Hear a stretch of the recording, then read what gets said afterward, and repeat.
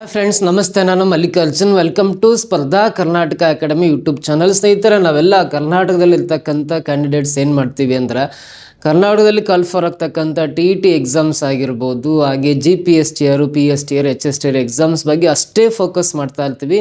So ಇವಲ್ಲದೆ ನಿಮಗೆ central government ಸ್ಕೂಲ್ಗಳಲ್ಲಿ, ಸೊ KVS ಸ್ಕೂಲ್ ಆಗಿರ್ಬೋದು, NVS ಸ್ಕೂಲ್ ಆಗಿರ್ಬೋದು, ಆರ್ಮಿ ಪಬ್ಲಿಕ್ ಸ್ಕೂಲ್ ಆಗಿರ್ಬೋದು, ಸೈನಿಕ್ ಸ್ಕೂಲ್ ಆಗಿರ್ಬೋದು, ಅಥವಾ ಏಕಲವ್ಯ ಮಾಡೆಲ್ ರೆಸಿಡೆನ್ಷಿಯಲ್ ಸ್ಕೂಲ್ಸ್ ಆಗಿರ್ಬೋದು, ಇಲ್ಲಿ ಸಾಕಷ್ಟು ಕೇಂದ್ರ ಸರ್ಕಾರದ ಶಾಲೆಗಳಲ್ಲಿ ಅಲ್ಲೂ ಕೂಡ ವೇಕೆನ್ಸೀಸ್ ಇರ್ತವೆ. ಅಲ್ಲೂ ಕೂಡ ನಮ್ಮ ಕರ್ನಾಟಕದ ಅಭ್ಯರ್ಥಿಗಳು ಆ ಎಕ್ಸಾಮ್ಸ್ನ ಅಟೆಂಡ್ ಮಾಡಿ ಅದರಲ್ಲಿ ಸಕ್ಸಸ್ ಆಗಿ ಅಲ್ಲೂ ಕೂಡ ಟೀಚರ್ಸ್ ಆಗ ಸಾಕಷ್ಟು ಅವಕಾಶಗಳಿದ್ದಾವೆ.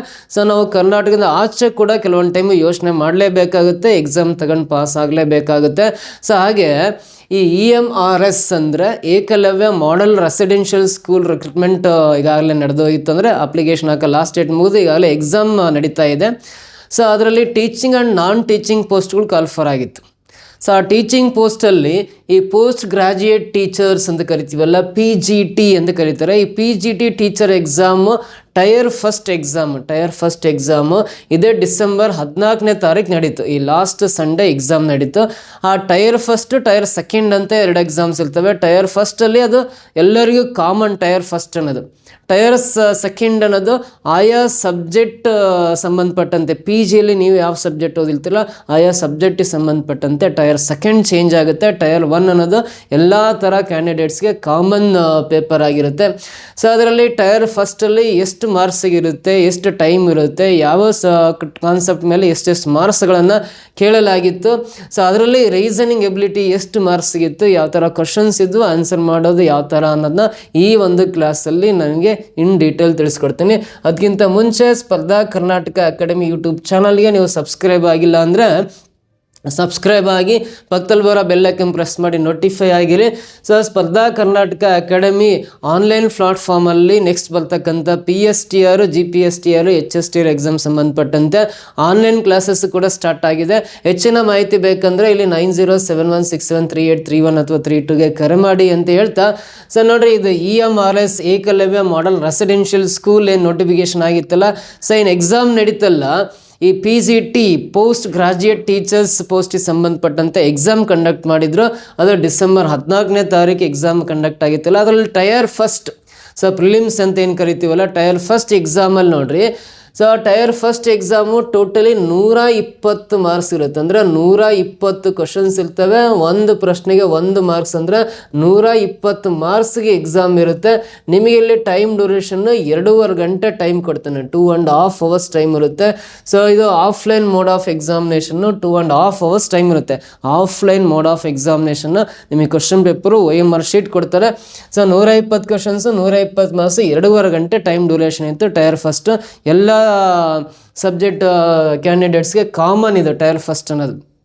ಆರ್ಟ್ಸು, ಲ್ಯಾಂಗ್ವೇಜ್ ಟೀಚರ್ಸ್ ಆಗಿರ್ಬೋದು, ಅಥವಾ ಸೈನ್ಸ್ ಟೀಚರ್ಸು, ಮ್ಯಾಥ್ಸ್ ಟೀಚರ್ಸು, ಇಲ್ಲಿ ಫಿಸಿಕ್ಸು, ಕೆಮಿಸ್ಟ್ರಿ, ಬಯಾಲಜಿ, ಹಾಗೆ ಮ್ಯಾಥಮೆಟಿಕ್ಸ್ ಆಗಿರ್ಬೋದು, ಲ್ಯಾಂಗ್ವೇಜ್ ಟೀಚರ್ಸ್ ಆಗಿರ್ಬೋದು, ಎಲ್ಲರಿಗೂ ಕೂಡ ಎಲ್ಲ ಬೇರೆ ಬೇರೆ ಸಬ್ಜೆಕ್ಟ್ನ PG ಮಾಡ್ಕೊಂಡವರಿಗೂ ಕೂಡ ಇದು ಕಾಮನ್ ಸಬ್ಜೆಕ್ಟು ಟೈರ್ ಫಸ್ಟ್ ಅನ್ನೋದು.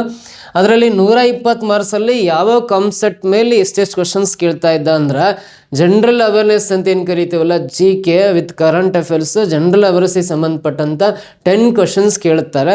ಹಾಗೆ ರೀಸನಿಂಗ್ ಎಬಿಲಿಟಿ ಅಂತ ಕರಿತೀವಿ, ನಮ್ಮ ಸ್ಟೇಟ್ ಗೌರ್ಮೆಂಟಲ್ಲಿ ಇದನ್ನು ಮೆಂಟಲ್ ಎಬಿಲಿಟಿ ಅಂತ ಕರಿತೀವಿ. ಸೊ ಆ ಎಕ್ಸಾಮಲ್ಲಿ ಇದು ರೀಸನಿಂಗ್ ಎಬಿಲಿಟಿ 15 ಕ್ವಶನ್ಸ್ ಇತ್ತು. ನಾಲೆಡ್ಜ್ ಆಫ್ ICT ಏನು ಕರಿತೀವಲ್ಲ, ಕಂಪ್ಯೂಟರ್ ಟೆಸ್ಟ್ ಏನಿದೆಯಲ್ಲ, ಸೊ ಆ ಕಂಪ್ಯೂಟರ್ ಸಂಬಂಧಪಟ್ಟಂಥ 15 ಕ್ವಶನ್ಸ್ ಇರ್ತವೆ, 15 ಪ್ರಶ್ನೆಗಳಿರ್ತವೆ. ಟೀಚಿಂಗ್ ಆಪ್ಟಿಟ್ಯೂಡ್ ಮೇಲೆ 30 ಕ್ವಶನ್ಸ್ ಇರ್ತವೆ, ಟೀಚಿಂಗ್ ಆಪ್ಟಿಟ್ಯೂಡ್ ಮೇಲೆ. ಸೊ 30 ಪ್ರಶ್ನೆಗಳನ್ನು ಕೇಳಲಾಗುತ್ತೆ. ಡೊಮೈನ್ ನಾಲೆಡ್ಜ್ ಮೇಲೆ ಟೋಟಲಿ 30 ಕ್ವಶನ್ಸ್, ಅದನ್ನ 2 ಭಾಗ ಮಾಡ್ತಾನೆ. ಎಕ್ಸ್ಪೆರಿಮೆಂಟಲ್ ಆಕ್ಟಿವಿಟಿ ಮತ್ತು NEP ನ್ಯಾಷನಲ್ ಎಜುಕೇಷನ್ ಪಾಲಿಸಿ 2020 ಸಂಬಂಧಪಟ್ಟಂತೆ ಟೋಟಲಿ ಡೊಮೈನ್ ನಾಲೆಡ್ಜಲ್ಲಿ 30 ಕ್ವಶನ್ಸ್ ಬರ್ತವೆ. ಜನರಲ್ ಇಂಗ್ಲೀಷಲ್ಲಿ 10 ಕ್ವಶನ್ಸು, ಜನರಲ್ ಹಿಂದಿಯಲ್ಲಿ 10 ಕ್ವಶನ್ಸು, ಎಲ್ಲ ಸೇರಿ 120 ಕ್ವಶನ್ಸು, 120 ಮಾರ್ಕ್ಸ್, 2.5 ಗಂಟೆ ಟೈಮ್ ಇರುತ್ತೆ. ಇದು ಟೈರ್ ಫಸ್ಟ್ ಎಕ್ಸಾಮಿನೇಷನ್ ಪ್ಯಾಟ್ರನ್ ಈ ರೀತಿ ಇರುತ್ತೆ. ಸೊ ಈ ಟೈರ್ ಫಸ್ಟ್ ಎಕ್ಸಾಮ್ ಏನು ಡಿಸೆಂಬರ್ 14ನೇ ತಾರೀಕು ನಡೀತಲ್ಲ, ಅದರಲ್ಲಿ ನಾನು ಇಷ್ಟು ಕಾನ್ಸೆಪ್ಟಲ್ಲಿ ರೀಸನಿಂಗ್ ಎಬಿಲಿಟಿ ಏನಿದೆಯಲ್ಲ, ಸೊ ಇದರಲ್ಲಿ 15 ಪ್ರಶ್ನೆಗಳನ್ನು ಕೇಳಲಾಗಿತ್ತು. ಆ 15 ಪ್ರಶ್ನೆಗಳು ಯಾವ ರೀತಿ ಇದ್ವು, ನೀವು ಕೂಡ ಆನ್ಸರ್ ಮಾಡ್ಲಿಕ್ಕೆ ಸಾಧ್ಯನಾ ಅಥವಾ ಇಲ್ವಾ, ಅಥವಾ ಡಿಫಿಕಲ್ಟಿ ಇದೆಯಾ, ಸೊ ನಿಮ್ಮಿಂದ ಪಾಸಿಬಿಲಿಟಿ ಇದೆಯಾ ಇಲ್ಲ ಅಂತ ಟೆಸ್ಟ್ ಮಾಡಲಿಕ್ಕೆ ಆ ಕ್ವಶನ್ಸ್ನ ಹಾಕ್ಕೊಂಡು ಸಾಲ್ವ್ ಮಾಡ್ತಾ ಹೋಗೋಣ. ಸೊ ಮೊದಲನೇ ಪ್ರಶ್ನೆ ನೋಡ್ರಿ, ಆ ರೀಸನಿಂಗ್ ಎಬಿಲಿಟಿಯಲ್ಲಿ ಇಲ್ಲೊಂದು ಬ್ಲಡ್ ರಿಲೇಷನ್ ಸಂಬಂಧಪಟ್ಟಂಥ ಪ್ರಶ್ನೆ ಇದೆ. ಅಲ್ಲಿ ಕ್ವಶನ್ ಇಂಗ್ಲೀಷ್ ಮೀಡಿಯಮ್ ಇರುತ್ತೆ ಅಷ್ಟೇ, ಕನ್ನಡದಲ್ಲಿ ಇರಲ್ಲ. ಸೊ ನೀವು ನಾನಿಲ್ಲಿ ಕನ್ನಡದಲ್ಲೂ ನಮ್ಮ ಕರ್ನಾಟಕದ ವಿದ್ಯಾರ್ಥಿಗಳಿಗೆ ಹೆಲ್ಪ್ ಆಗಲಿ ಅಂತ ಆ ಕ್ವಶನ್ಸ್ನ ಕನ್ನಡಕ್ಕೆ ಟ್ರಾನ್ಸ್ಲೇಟ್ ಮಾಡಿ ಕೂಡ ಇಲ್ಲಿ ಹಾಕ್ಕೊಂಡಿದ್ದೇನೆ. ಸೊ ಇಂಗ್ಲೀಷಲ್ಲಿ ಕ್ವಶನ್ನ ನೋಡ್ರಿ, ಓದ್ತಾ ಬನ್ನಿ. A plus B means A is the son of B. A minus B means A is the brother of B. A into B means A is married to B. A at B means A is the father of B. Now consider the relation P at Q minus R into S plus T. How is P related to T from the following options ಅಂತ ಇದೆ. So ಹಾಗಾದರೆ P related to T ಅಂದರೆ Tಗೆ P ಏನಾಗಬೇಕು ಈ ಸಮೀಕರಣದಲ್ಲಿ ಅಂತ question ಕೇಳಿದ್ದಾನೆ. ಈ ಪ್ರಶ್ನೆಯಲ್ಲಿ ಕನ್ನಡದಲ್ಲೇ ಇದೆ. A plus B ಅಂದರೆ A ಯು B ಯ ಮಗ, A minus B ಅಂದರೆ A ಯು B ಯ ಸಹೋದರ, A ಇಂಟು ಬಿ ಅಂದರೆ ಎ ಯು ಬಿ ಅನ್ನು ಮದುವೆಯಾಗಿದ್ದಾರೆ, ಎ ಅಟ್ ಬಿ ಅಂದರೆ ಎ ಯು ಬಿ ಯ ತಂದೆ. ಹಾಗಾದರೆ ಈ ಸಮೀಕರಣದಲ್ಲಿ ಪಿ ಯು ಟಿಗೆ ಹೇಗೆ ಸಂಬಂಧಿ ಅಂತ ಕಂಡುಹಿಡಿಬೇಕು. Blood relationship, coded blood relationship ಅಂತ ಕರಿತೀವಿ ಈ ಪ್ರಶ್ನೆನ. ಸೊ ಇದಕ್ಕೆ ಆನ್ಸರ್ ಮಾಡ್ಬೇಕಂದ್ರೆ ಫಸ್ಟ್ ಈ ರಿಲೇಷನ್ ನೋಡ್ರಿ, ಸಮೀಕರಣ ಪಿ ಅಟ್ ಕ್ಯೂ ಅಂತ ಇದೆ. ಈ ಪಿ ಮತ್ತು ಕ್ಯೂ ನಡುವೆ ಅಟ್ ಸಿಂಬಲ್ ಕೊಟ್ಟಿದ್ದಾನೆ ಅಂದರೆ ಇಲ್ಲಿ ಅಟ್ ಸಿಂಬಲ್ಗೆ ಯಾವ ರಿಲೇಷನ್ ಇಲ್ಲಿ ಮೆನ್ಷನ್ ಮಾಡಿದ್ದಾನೆ ಅಂತ ನೋಡ್ತಾ ಬರ್ರಿ. ಎ ಅಟ್ ಬಿ ಅಂದರೆ ಎ ಯು ಬಿ ಯ ತಂದೆ ಅಂತ ಹೇಳ್ತೀವಿ. ಅದೇ ರೀತಿ ಪಿ ಅಟ್ ಕ್ಯೂ ಅಂದರೆ ಪಿ ಯು ಕ್ಯೂರ ತಂದೆ ಅಂತ ಅರ್ಥ. ಸೊ ನೋಡ್ರಿ, ಎ ಅಟ್ ಬಿ ಅಂದರೆ ಎ ಯು ಬಿ ಯ ತಂದೆ. ಇದೇ ರೀತಿ ಹೇಳಿದಾರೆ ಪಿ ಯು ಕ್ಯೂರ ತಂದೆ ಅಂತ ಹೇಳಿದ್ದಾರೆ. ಸೊ ಪಿ ಅನ್ನೋ ವ್ಯಕ್ತಿ ಕ್ಯೂಗೆ ತಂದೆ ಅಂತ ಹೇಳಿದ್ದಾರೆ. ಹಾಗಾಗಿ ಕ್ಯೂನ ಕೆಳಗೆ ಬರಿತಾ ಇದೀನಿ, ಪಿನ ಮೇಲೆ ಬರಿತಾ ಇದೀನಿ. ತಂದೆ ಅಂದರೆ ಇವನು ಪುರುಷ, ಪ್ಲಸ್ ಚಿಹ್ನೆ ಬರಿತಾ ಇದೀನಿ. ಸೊ ನೆಕ್ಸ್ಟು ಕ್ಯೂ ಮತ್ತು ಆರ್ ಮಧ್ಯದಲ್ಲಿ ಮೈನಸ್ ಚಿಹ್ನೆ ಇದೆಯಲ್ಲ, ಮೈನಸ್ ಸಿಂಬಲ್ ಏನು ರಿಲೇಷನ್ ಕೊಟ್ಟಿದ್ದಾನೆ ಅಂದರೆ ಎ ಮೈನಸ್ ಬಿ ಅಂದರೆ ಎ ಯು ಬಿ ಯ ಸಹೋದರ. ಇಲ್ಲಿ ಕ್ಯೂ ಮೈನಸ್ ಆರ್ ಅಂದರೆ ಕ್ಯೂ ಆರ ಸಹೋದರ ಆಗುತ್ತೆ. ಕ್ಯೂ ಅನ್ನೋರು ಆರ ಸಹೋದರ ಅಂತ ಎಲ್ಲಿದೆ ನೋಡ್ರಿ. ಕ್ಯೂ ಅನ್ನೋರು ಆರ ಸಹೋದರ ಅಂದರೆ ಇವನು ಪುರುಷ, ಕ್ಯೂ ಅನ್ನೋರು ಆರ್ಗೆ ಸಹೋದರ ಅಂದರೆ ಇವನು ಪುರುಷ, ಪ್ಲಸ್ ಬರೀತೀನಿ ಆರ್ಗೆ ಸಹೋದರ ಕ್ಯೂ ಅಂತ ಮೈನಸ್ ಇದ್ರೆ. ಇಲ್ಲಿ ಆರ್ ಇಂಟು ಎಸ್ ಇದೆ. ಇಂಟು ಸಿಂಬಲ್ಗೆ ಏನು ಸಂಬಂಧ ಕೊಟ್ಟಿದ್ದಾನೆ ಅಂದರೆ ಎ ಇಂಟು ಬಿ ಅಂದರೆ ಎ ಯು ಬಿ ಅನ್ನು ಮದುವೆ ಆಗಿದ್ದಾರೆ. ಇಲ್ಲಿ ಆರು ಎಸ್ ಅನ್ನು ಮದುವೆ ಆಗಿದ್ದಾರೆ ಅಂತ ಬರಿತೀನಿ. ಆರ್ ಅನ್ನೋರು ಯಾರನ್ನ ಮದುವೆ ಆಗಿದ್ದಾರೆ, ಎಸ್ ಅನ್ನು ಮದುವೆ ಆಗಿದ್ದಾರೆ. ಈ ಆರ್ ಮತ್ತು ಎಸ್ ಅನ್ನೋರು ಕಪಲ್ಸ್. ಈ ದಂಪತಿಗಳನ್ನು ಯಾವಾಗಲೂ ಒಂದು ರೆಕ್ಟ್ಯಾಂಗ್ಯುಲರ್ ಬಾಕ್ಸ್ ಹಾಕಿ ಡಬಲ್ ಲೈನ್ ಹಾಕಿ ಆರು ಮಾರ್ಕ್ ಹಾಕಿರ್ತೀನಿ. ಆರ್ ಮತ್ತು ಎಸ್ ಅನ್ನೋರು ಕಪಲ್ಸ್, ಆರು ಎಸ್ ಅನ್ನು ಮದುವೆ ಆಗಿದ್ದಾರೆ ಅಂತ. ಎಸ್ ಪ್ಲಸ್ ಟಿ ಅಂದರೆ ಪ್ಲಸ್ ಅಂದರೆ ಎ ಯು ಬಿ ಯ ಮಗ ಅಂತ ಇದೆ. ಇಲ್ಲಿ ಎಸ್ ಅನ್ನೋರು ಟಿ ಯ ಮಗ ಆಗ್ತಾರೆ. ಎಸ್ ಟಿ ಯ ಮಗ ಅಂತ ಬರಿತೀವಿ. ಎಸ್ ಅನ್ನೋರು ಮಗ ಅಂದರೆ ಪುರುಷ, ಪ್ಲಸ್ ಬರೀತದನಿ. ಯಾರ ಮಗ ಅಂದರೆ ಟಿ ಯ ಮಗ ಎಸ್ ಅಂತ ಹೇಳ್ತೀವಿ. ಟಿ ತಂದೆಯಾಗಿದ್ರು ಎಸ್ ಮಗನೇ, ಟಿ ತಾಯಿ ಆಗಿದ್ರು ಎಸ್ ಮಗನೇ. ಪ್ಲಸ್ ಅಂದರೆ ಪುರುಷ, ಮೈನಸ್ ಅಂದರೆ ಮಹಿಳೆ ಅಂತ ಅರ್ಥ. ಎಸ್ ಅಂದ್ರೆ ಟಿ ಯ ಮಗ ಮೇಲೆ ಟಿ ತಂದೆ ಆಗಿರ್ಬೋದು ಅಥವಾ ತಾಯಿ ಆಗಿರ್ಬೋದು, ಅಲ್ಲಿ ಏನು ಮೆನ್ಷನ್ ಮಾಡಿಲ್ಲ. ಹಾಗಾಗಿ ಪ್ಲಸ್ ಆರ್ ಮೈನಸ್ ಬರ್ಕೊಂಡೆ. ಅಲ್ಲಿ ಕೊಟ್ಟಿರೋ ಆ ಸಮೀಕರಣಕ್ಕೆ ಒಂದು ಫ್ಯಾಮಿಲಿ ಟ್ರೀ, ವಂಶ ವೃಕ್ಷ ಹಾಕಂದೆ ಈ ರೀತಿ ಬಂತು. ಸೊ ಈ ವಂಶವೃಕ್ಷದ ಪ್ರಕಾರ ಇಲ್ಲಿ ನೋಡ್ರಿ, ಪಿ ಯು ಟಿಗೆ ಹೇಗೆ ಉತ್ತಮವಾಗಿ ಸಂಬಂಧಿಸಿದೆ ಅಂದರೆ ಈ ಟಿಗೆ ಈ ಪಿ ಏನಾಗಬೇಕು ಅಂತ ಕೇಳಿದ್ದಾರೆ ನೋಡ್ರಿ. ಟಿಯ ಮಗ ಎಸ್ನ ಇವರು ಹೆಂಡತಿ, ಗಂಡ, ಇವರು ಕಪಲ್ಸ್ ಅಂದಮೇಲೆ ಇವರು ಪ್ಲಸ್ ಬರ್ತೀನಿ ಅಂದರೆ ಆರ್ಗೆ ಮೈನಸ್ ಬರಲೇಬೇಕು. ನೋಡ್ರಿ, ಟಿಯ ಮಗ ಎಸ್ನ ಹೆಂಡತಿ ಆರ್ಗೆ ತಂದೆ ಈ ಪಿ ಆಗ್ತಾರೆ. ಪಿಗೆ ಇಬ್ಬರು ಮಕ್ಕಳು, ಕ್ಯೂ ಮತ್ತು ಆರ್ ಅನ್ನೋರು ಪಿ ಯ ಮಕ್ಕಳಾಗಿರ್ತಾರೆ. ಸೊ ನೋಡ್ರಿ, ಆರ್ನ ತಂದೆ ಪಿ ಆಗಿರೋದ್ರಿಂದ ಟಿಯ ಮಗ ಎಸ್ನ ಹೆಂಡತಿ ಆರ ತಂದೆ ಪಿ ಆಗಿರೋದ್ರಿಂದ ಅಂದರೆ ಮಗನ ಇವರು ಏನಾಗ್ತಾರೆ ಅಂದರೆ ಮಾವ ಆಗ್ತಾರೆ ಅಂತ. ನೋಡ್ರಿ, ಟಿಯ ಮಗ ಎಸ್ನ ಮಾವ ಪಿ ಆಗೋದ್ರಿಂದ ಮಗನ ಮಾವ ಅಂತ ಬರಿಬೇಕು. ಸೊ ಪಿ ಯು ಟಿಗೆ ಹೇಗೆ ಸಂಬಂಧಿಸಿದ್ದಾರೆ ಅಂದರೆ ಟಿಯ ಮಗನ ಹೆಂಡತಿಯ ತಂದೆ ಆಗಿರೋದ್ರಿಂದ ಎಸ್ನ ಮಾವ ಪಿ ಆಗೋದ್ರಿಂದ ಮಗನ ಮಾವ ಅಂತ ಬರಿಬೇಕು. ಟಿಯ ಮಗನ ಮಾವ ಪಿ ಆಗಿರ್ತಾರೆ. ಹಾಗಾಗಿ ಮಗನ ಮಾವ ಅಂತ ಫೋರ್ತ್ ಆಪ್ಷನಲ್ಲಿ ಇದೆಯಲ್ಲ, this is the right answer ಅಂತ ಕರಿತೀವಿ. ಇಂಗ್ಲೀಷಲ್ಲಿ ನೋಡ್ರಿ, ಸನ್ಸ್ ಫಾದರ್ ಇನ್ ಲಾ ಅಂತಿದೆ. ಸೊ ಟಿಯ ಮಗ ಯಾರಿರ್ತಾರಲ್ಲ ಅವನ ಮಾವ ಪಿ ಆಗಿರ್ತಾರೆ ಅಂದರೆ ಸನ್ಸ್ ಫಾದರ್ ಇನ್ ಲಾ ಅಂತ ಆಪ್ಷನ್ ಡಿ ಇದೆ ನೋಡ್ರಿ. ಇದು ಕರೆಕ್ಟ್ ಆನ್ಸರ್ ಆಗಿರುತ್ತೆ. ಓಕೆನಾ, ಇದು ಬ್ಲಡ್ ರಿಲೇಷನ್ ಸಂಬಂಧಪಟ್ಟಂಥ ಪ್ರಶ್ನೆ. ನೆಕ್ಸ್ಟ್ ಸೆಕೆಂಡ್ ಕ್ವಶನ್ ಬರೋಣ. Among 5 friends Karan, Lalit, Matthew, Nasim and Omar who received their school results. Karan scored higher than Matthew but lower than Omar. Matthew scored higher than Lalit but lower than Nasim. Nasim scored lower than Karan who scored the highest among them ಅಂತ ಇದೆ. So ಇದು ranking test ಅಂತ ಕರಿತೀವಿ. ಒಂದು ಪರೀಕ್ಷೆಯಲ್ಲಿ ಒಂದು 5 ಜನ ವಿದ್ಯಾರ್ಥಿಗಳು ಪಡೆದಿರುವ ಅಂಕಗಳ ಆಧಾರದ ಮೇಲೆ ಯಾರು ಹೆಚ್ಚು ಯಾರು ಕಡಿಮೆ ಅಂತ ಒಂದಿಷ್ಟು ಫಜಲ್ ಟೈಪಲ್ಲಿ ಇನ್ಫಾರ್ಮೇಷನ್ ಕೊಟ್ಟಿದ್ದಾನೆ. ಸೊ ಅದನ್ನು ನಾವು ನೀಟಾಗಿ ಓದ್ಕೊಂಡು ಯಾರ್ಯಾರು ಮಾರ್ಕ್ಸನ್ನ ಯಾವ ಥರ ಬರಿತಾ ಹೋಗ್ಬೇಕು ಅಂತ ಒಂದು ಡಯಾಗ್ರಾಮ್ ಮೂಲಕ ರೆಪ್ರೆಸೆಂಟ್ ಮಾಡಿದರೆ ಏನೇ ಪ್ರಶ್ನೆ ಕೇಳಿದರೆ ನಾವು ಆನ್ಸರ್ ಮಾಡ್ಬೋದು. ಸೊ ಇಲ್ಲಿ ಕನ್ನಡದಲ್ಲೇ ಇದೆ, ಕರಣ್, ಲಲಿತ್, ಮ್ಯಾಥ್ಯೂ, ನಸೀಮ್ ಆ್ಯಂಡ್ ಓಮರ್ 5 ಸ್ನೇಹಿತರಲ್ಲಿ ಶಾಲಾ ಫಲಿತಾಂಶಗಳನ್ನು ಪಡೆದರು ಅಂತಿದೆ. ಸೊ ಕರಣ್ ಮ್ಯಾಥ್ಗಿಂತ ಹೆಚ್ಚು ಅಂಕಗಳನ್ನು ಗಳಿಸಿದನು ಅಂತಿದೆ. ಸೊ ಕರಣ್ ಮ್ಯಾಥ್ಗಿಂತ ಹೆಚ್ಚು ಅಂಕ ಗಳಿಸಿದನು, ಅದರ ಓಮರ್ಗಿಂತ ಕಡಿಮೆ ಅಂತಿದೆ. ಸೊ ಕರಣ್ ಬರಿತಾ ಇದನ್ನು ನೋಡ್ರಿ. ಫಸ್ಟ್ ಇಲ್ಲಿ ಕೆ ಅಂದರೆ ಕರಣ್ ಏನಿದೆ ಅಲ್ಲ, ಇವನು ಮ್ಯಾಥ್ಗಿಂತ ಹೆಚ್ಚು ಅಂಕಗಳನ್ನು ಗಳಿಸಿದ್ದಾನೆ ಅಂತೇಳಿದ್ದಾರೆ. ಸೊ ಮ್ಯಾಥ್ಯೂ ಇಲ್ಲಿ ಬರಿತಾ ಇದ್ದಾನೆ. ಈ ಕರಣ್ ಏನಿದ್ದಾನೆ ಅಂದರೆ ಮ್ಯಾಥ್ಯೂಗಿಂತ ಹೆಚ್ಚು ಅಂಕಗಳನ್ನು ಗಳಿಸಿದ್ದಾನೆ ಅಂತಿದೆ. ಸೊ ಇಂಗ್ಲೀಷಲ್ಲಿ ನೋಡ್ರಿ, Karan scored higher than Matthew but lower than Omar ಅಂತಿದೆ. ಕರಣ್ ಇವನು ಮ್ಯಾಥ್ಗಿಂತ ಹೆಚ್ಚು ಅಂಕಗಳು ಮತ್ತು ಓಮರ್ಗಿಂತ ಕಡಿಮೆ ಅಂಕಗಳನ್ನು ಗಳಿಸಿದ್ದಾನೆ ಅಂತ ಅರ್ಥ. ಸೊ ಕರಣ್ ಮ್ಯಾಥ್ಗಿಂತ ಹೆಚ್ಚು ಮಾರ್ಕ್ಸು, ಓಮರ್ಗಿಂತ ಕಡಿಮೆ ಮಾರ್ಕ್ಸ್ನ ಪಡ್ಕೊಂಡಿದ್ದಾನೆ ಅಂತ ಅರ್ಥ. ಸೊ ಈ ರೀತಿ ನಾವು ಆ ಡಯಾಗ್ರಾಮ್ನ ಡ್ರಾ ಮಾಡ್ತೀವಿ. ಕರಣ್ ಮ್ಯಾಥ್ಗಿಂತ ಹೆಚ್ಚು, ಓಮರ್ಗಿಂತ ಕಡಿಮೆ ಅಂತ. ನೆಕ್ಸ್ಟ್ ಸೆಂಟೆನ್ಸ್ ನೋಡ್ರಿ, Matthew scored higher than Lalit but lower than Naseem ಅಂತಿದೆ. Matthew scored higher than Naseem ಅಂತಿದೆ. ಮ್ಯಾಥ್ಯೂ ಅನ್ನೋನು ನಸೀಮ್ಗಿಂತ ಹೆಚ್ಚು ಮಾರ್ಕ್ಸನ್ನು ಪಡ್ಕೊಂಡಿದ್ದಾನೆ ಅಂದರೆ ನಸೀಮ್ನ ಇಲ್ಲಿ ಬರಿತಾ ಇದೀನಿ. ನೋಡ್ರಿ, ಮ್ಯಾಥ್ಯೂ ಲಲಿತ್ಗಿಂತ ಹೆಚ್ಚು ಅದರ ಅಂಕಗಳನ್ನು ಗಳಿಸಿದಾನೆ, ಆದರೆ ನಸೀಮ್ಗಿಂತ ಕಡಿಮೆ ಅಂತಿದೆ. Matthew scored higher than Lalit, not Naseem, higher than Lalit but lower than Naseem ಅಂತಿದೆ. Matthew scored higher than Lalit ಅಂತ ಕೊಟ್ಟಿದ್ದಾನೆ. ಮ್ಯಾಥ್ಯೂ ಲಲಿತ್ಗಿಂತ ಹೆಚ್ಚು ಅಂಕಗಳನ್ನು ಗಳಿಸಿದ್ದಾನೆ ಅಂದರೆ ಇಲ್ಲಿ ಲಲಿತ್ ಬರಿತಾ ಇದೀನಿ, ಲಲಿತ್ಗಿಂತ ಹೆಚ್ಚು ಆದರೆ ನಸೀಮ್ಗಿಂತ ಕಡಿಮೆ. ಮ್ಯಾಥ್ಯೂನ ಮಾರ್ಕ್ಸು ಲಲಿತ್ಗಿಂತ ಜಾಸ್ತಿ ಇದ್ದಾವೆ, ನಸೀಮ್ಗಿಂತ ಕಡಿಮೆ ಅಂದರೆ ನಸೀಮ್ನ ಇಲ್ಲಿ ಬರಿಬೋದು ಅಥವಾ ಇಲ್ಲೂ ಬರಿಬೋದು. ಆ ಸೆಂಟೆನ್ಸ್ ಆಗಿರಲಿ, ನಸೀಮ್ಗಿಂತ ಕಡಿಮೆನದು ಆಗಿರಲಿ, ನಸೀಮ್ನ ಈ ಪ್ಲೇಸಲ್ಲ ಎಲ್ಲಾದರೂ ಬರೆಯೋ ಚಾನ್ಸಸ್ ಇರುತ್ತೆ. ಮುಂದೆ ಹೋದ್ರೆ Naseem scored lower than Karan ಅಂತಿದೆ. ನಸೀಮ್ ಕರಣ್ಗಿಂತ ಕಡಿಮೆ ಅಂಕಗಳನ್ನು ಗಳಿಸಿದನು ಅಂದರೆ ಈ ಭಾಗದಲ್ಲಿ ನಸೀಮ್ ಬರ್ತಾ ಇದ್ದಾನೆ, ಇಲ್ಲಿ ನಸೀಮ್ ಬರ್ಕೊಂತ ಇದ್ದಾನೆ. ಅವಾಗ ನೋಡ್ರಿ, ಮ್ಯಾಥ್ಯೂ ಲಲಿತ್ಗಿಂತ ಹೆಚ್ಚು, ನಸೀಮ್ಗಿಂತ ಕಡಿಮೆ ಮಾರ್ಕ್ಸ್ನ ಪಡ್ಕೊಂಡಿದ್ದಾನೆ ಅಂತ ಗೊತ್ತಾಗುತ್ತೆ. ಆಮೇಲೆ ನಸೀಮು ಕರಣ್ಗಿಂತ ಕಡಿಮೆ ಅಂಕಗಳನ್ನು ಗಳಿಸಿದಾನೆ ಅಂತ ಹೇಳಿದ್ದಾರೆ. ಹಾಗಾದ್ರೆ ಇದರಲ್ಲಿ 5 ಜನದಲ್ಲಿ ಅತಿ ಹೆಚ್ಚು ಅಂಕಗಳನ್ನು ಗಳಿಸಿದವರು ಯಾರು ಅಂತ ಕೇಳಿದ್ದಾರೆ.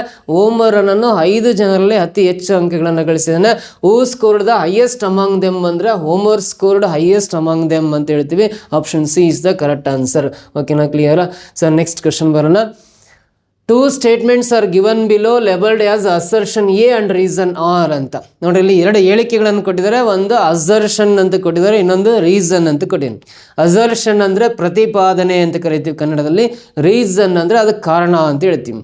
ಸೊ ಇಲ್ಲಿ ಒಂದು ಪ್ರತಿಪಾದನೆ ಕೊಟ್ಟಿರ್ತಾರೆ, ಆ ಪ್ರತಿಪಾದನೆಗೆ ನಿಜವಾದ ಕಾರಣ ಇಲ್ಲಿ ಇರುತ್ತೆ ಕೆಳಗಡೆ, ಅದು ಸೂಟಬಲ್ ಹೌದಾ ಅಲ್ಲ. ಈ ಪ್ರತಿಪಾದನೆಗೆ ಎಕ್ಸಾಕ್ಟ್ ರೀಸನ್ನು ಇಲ್ಲಿ ಕೊಟ್ಟಿರ್ತಕ್ಕಂಥದ್ದು ಹೌದಾ ಅಲ್ವಾ ಅಂತ ಚೆಕ್ ಮಾಡೋದು. ನೋಡ್ರಿ, ಫಸ್ಟ್ ಅಸರ್ಷನ್ ಒಂದು ಪ್ರತಿಪಾದನೆ ಏನಂದರೆ educate A mother and the whole family will be educated ಅಂತಿದೆ. ಸೊ ತಾಯಿ ಶಿಕ್ಷಣವನ್ನು ಪಡೆದರೆ ಇಡೀ ಕುಟುಂಬ ಶಿಕ್ಷಣವನ್ನು ಪಡೆಯುತ್ತೆ ಅಂತೇಳಿದ್ದಾರೆ. ಸೊ ಅದನ್ನು ಕನ್ನಡದಲ್ಲೂ ನಿಮಗೆ ಟ್ರಾನ್ಸ್ಲೇಟ್ ಮಾಡಿ ಹಾಕಿದ್ದೀನಿ, ಕನ್ನಡ ಮೀಡಿಯಮ್ನವ್ರಿಗೆ ಹೆಲ್ಪ್ ಆಗಲಿ ಅಂತ. ಒಬ್ಬ ತಾಯಿಗೆ ಶಿಕ್ಷಣ ನೀಡಿದರೆ ಇಡೀ ಕುಟುಂಬ ಶಿಕ್ಷಣ ಪಡೆಯುತ್ತದೆ ಅಂತ ಒಂದು ಪ್ರತಿಪಾದನೆ ಇದೆ. ಸೊ ಹಾಗಾದರೆ ಒಂದು ತಾಯಿಗೆ ಶಿಕ್ಷಣವನ್ನು ನೀಡಿದರೆ ಇಡೀ ಕುಟುಂಬನೇ ಶಿಕ್ಷಣವನ್ನು ಪಡೆಯುತ್ತದೆ ಅಂತ ಹೇಳಿದನಲ್ಲ, ಇದಕ್ಕೆ ಸರಿಯಾದ ಕಾರಣ ಇದು ಹೌದಾ ಅಲ್ವಾ ಅಂತ ನೋಡ್ರಿ. ವಿದ್ಯಾವಂತ ತಾಯಿಯಂದಿರು ತಮ್ಮ ಮಕ್ಕಳು ಮತ್ತು ಕುಟುಂಬದ ಇತರ ಸದಸ್ಯರ ಶಿಕ್ಷಣದಲ್ಲಿ ಆಸಕ್ತಿ ವಹಿಸುವ ಮತ್ತು ಹೂಡಿಕೆ ಮಾಡುವ ಸಾಧ್ಯತೆ ಹೆಚ್ಚು. ನೋಡ್ರಿ, ಕಾರಣ ಅದು ನಿಜ. ಯಾಕಂದರೆ ಒಬ್ಬ ತಾಯಿಗೆ ಶಿಕ್ಷಣ ನೀಡಿದರೆ ಇಡೀ ಕುಟುಂಬ ಶಿಕ್ಷಣವನ್ನು ಪಡೆಯುತ್ತದೆ ಅನ್ನೋದು 100% ನಿಜ. ಅದಕ್ಕೆ ಸರಿಯಾದ ಕಾರಣ ಕೂಡ ಇದು ಹೌದು. ವಿದ್ಯಾವಂತ ತಾಯಿಂದ್ರೆ ಏನಿದೆಯಲ್ಲ, ಅವರು ತಮ್ಮ ಮಕ್ಕಳು ಕೂಡ ಶಿಕ್ಷಣವನ್ನು ಪಡಿಬೇಕು, ಆ ಕುಟುಂಬದಲ್ಲಿ ಇತರರು ಕೂಡ ಶಿಕ್ಷಣವನ್ನು ಪಡಿಬೇಕು ಅಂತ ಒಂದು ಆಸಕ್ತಿ ವಹಿಸೋದ್ರಿಂದ ಇಲ್ಲಿ ಕೊಟ್ಟಿರ್ತಕ್ಕಂಥ ಪ್ರತಿಪಾದನೆಗೆ ನಿಜವಾದ ಕಾರಣ ಇದು ಸರಿ ಇದೆ ಅಂತ ಹೇಳ್ತೀವಿ. ಆ ಕೊಟ್ಟಿರೋ ಪ್ರತಿಪಾದನೆ ಸರಿ ಇದೆ, ಅದು ಕಾರಣನೂ ಕೂಡ ಸರಿ ಇದೆ ಅಂತ ಕರಿತೀವಿ. ಹಾಗಾದರೆ ಯಾವ ಆಪ್ಷನ್ ಸರಿ ಅಂದರೆ ಎ ತಪ್ಪಲ್ಲ, ಅದು ನಿಜ, ಹಾಗಾಗಿ ರಾಂಗು. ಎ ಮತ್ತು ಆರ್ ಎರಡೂ ನಿಜ ಮತ್ತು ಆರ್ ಎನ ಸರಿಯಾದ ವಿವರಣೆ ಆಗಿದೆ. ಸೊ ನೋಡ್ರಿ, ಎ ಮತ್ತು ಆರ್ ಎರಡೂ ಸರಿನೇ, ಆರ್ ಅನ್ನೋದು ಎಗೆ ಸರಿಯಾದ ಕಾರಣ ಆಗಿರುತ್ತೆ. ಹಾಗಾಗಿ ಆಪ್ಷನ್ ಬಿ ಇದಕ್ಕೆ ರೈಟ್ ಆನ್ಸರ್ ಆಗಿರುತ್ತೆ. ಆಪ್ಷನ್ ಸಿ ಅಲ್ಲ, ಆಪ್ಷನ್ ಡಿನೂ ಕೂಡ ಅಲ್ಲ ಅಂತ ಹೇಳ್ತೀವಿ. ಆಪ್ಷನ್ ಬಿ ಇದಕ್ಕೆ ಸರಿಯಾದ ಉತ್ತರ ಅಂತ ಹೇಳ್ತೀವಿ. ಕ್ಲಿಯರಾ? ನೆಕ್ಸ್ಟ್ ಕ್ವಶನ್ ಬರೋಣ. ಮುಂದಿನ ಪ್ರಶ್ನೆ ಸೇಮ್ ಅದೇ ರೀತಿ ಅಸರ್ಷನ್ ಮತ್ತು ರೀಸನ್ ಅಂತ ಎರಡು ಸ್ಟೇಟ್ಮೆಂಟ್ಸ್ ಕೊಟ್ಟಿದ್ದಾನೆ. ಈ ಒಂದು ಪ್ರತಿಪಾದನೆಗೆ ನಿಜವಾದ ಕಾರಣ ಇದು ಹೌದಾ ಅಲ್ವಾ ಅಂತ ಚೆಕ್ ಮಾಡ್ತಾ ಬರೋದಾದರೆ, a small iron nail sinks in fresh water whereas a large iron ships floats in sea water ಅಂತಿದೆ. ಅಂದರೆ ಪ್ರತಿಪಾದನೆ ಇದೆ ಅಂದರೆ ಕಬ್ಬಿಣದ ಒಂದು ಸಣ್ಣ ಚೂರು ಇರುತ್ತಲ್ಲ, ಅದು ಈ ಸಿಹಿ ನೀರು ಇರುತ್ತಲ್ಲ, ಸಿಹಿ ನೀರು ಅಂದರೆ ಫಾರ್ ಎಕ್ಸಾಂಪಲ್ ಕೆರೆ ಆಗಿರ್ಬೋದು, ಬಾವಿ ಆಗಿರ್ಬೋದು, ಅಥವಾ ಒಂದು ತೊಟ್ಟಿ ಆಗಿರ್ಬೋದು. ಸೊ ಇದರಲ್ಲಿ ಒಂದು ಸ್ಮಾಲ್ ಐರನ್ ಪೀಸ್ ನೀವು ಹಾಕಿರಂದರೆ ಅದು ಮುಳುಗುತ್ತೆ. ಐರನ್ ಪೀಸು ಆ ನೀರಲ್ಲಿ ಮುಳುಗುತ್ತೆ ಫ್ರೆಶ್ ವಾಟರಲ್ಲಿ. ಆದರೆ ವೆರಾಸ್ ಎ ಲಾರ್ಜ್ ಐರನ್ ಶಿಪ್, ಆ ಒಂದು ಕಬ್ಬಿಣದ ದೊಡ್ಡ ಹಡಗಿರುತ್ತಲ್ಲ, ಅದು ಸಮುದ್ರದಲ್ಲಿ ಸೀ ವಾಟ್ರಲ್ಲಿ, ನೀರಲ್ಲಿ ಅಂದರೆ ಸಮುದ್ರದ ನೀರಲ್ಲಿ ತೇಲುತ್ತೆ ಅಂತೇಳಿದ್ದಾರೆ. 100% ನಿಜ ಅದು. ಯಾಕಂದರೆ ಒಂದು ಸ್ಮಾಲ್ ಐರನ್ ಪೀಸನ್ನು ನಾವು ನೀರೊಳಗೆ ಹಾಕಿದ್ವಿ ಅಂದರೆ ಅದು ಮುಳುಗುತ್ತೆ. ಅದೇ ಒಂದು ದೊಡ್ಡ ಹಡಗನ್ನು ತಗೊಂಡೋಗಿ ನಾವು ಸಮುದ್ರದಲ್ಲಿ ಬಿಟ್ಟರೆ ಆ ಸಮುದ್ರದ ನೀರಿನಲ್ಲಿ ಹಡಗು ಏನಾಗುತ್ತೆ, ತೇಲುತ್ತೆ ಅನ್ನೋದು ನಿಜ. ಅಂದರೆ ಪ್ರತಿಪಾದನೆ ಅಂತೂ ನಿಜ ಇದೆ. ಈ ಪ್ರತಿಪಾದನೆಗೆ ನಿಜವಾದ ಕಾರಣ ಇದು ಹೌದಾ, ಸೂಟಬಲ್ ಹೌದಾ ಅಲ್ಲ ಅಂತ ಚೆಕ್ ಮಾಡೋದಾದರೆ, sea water has greater density than fresh water.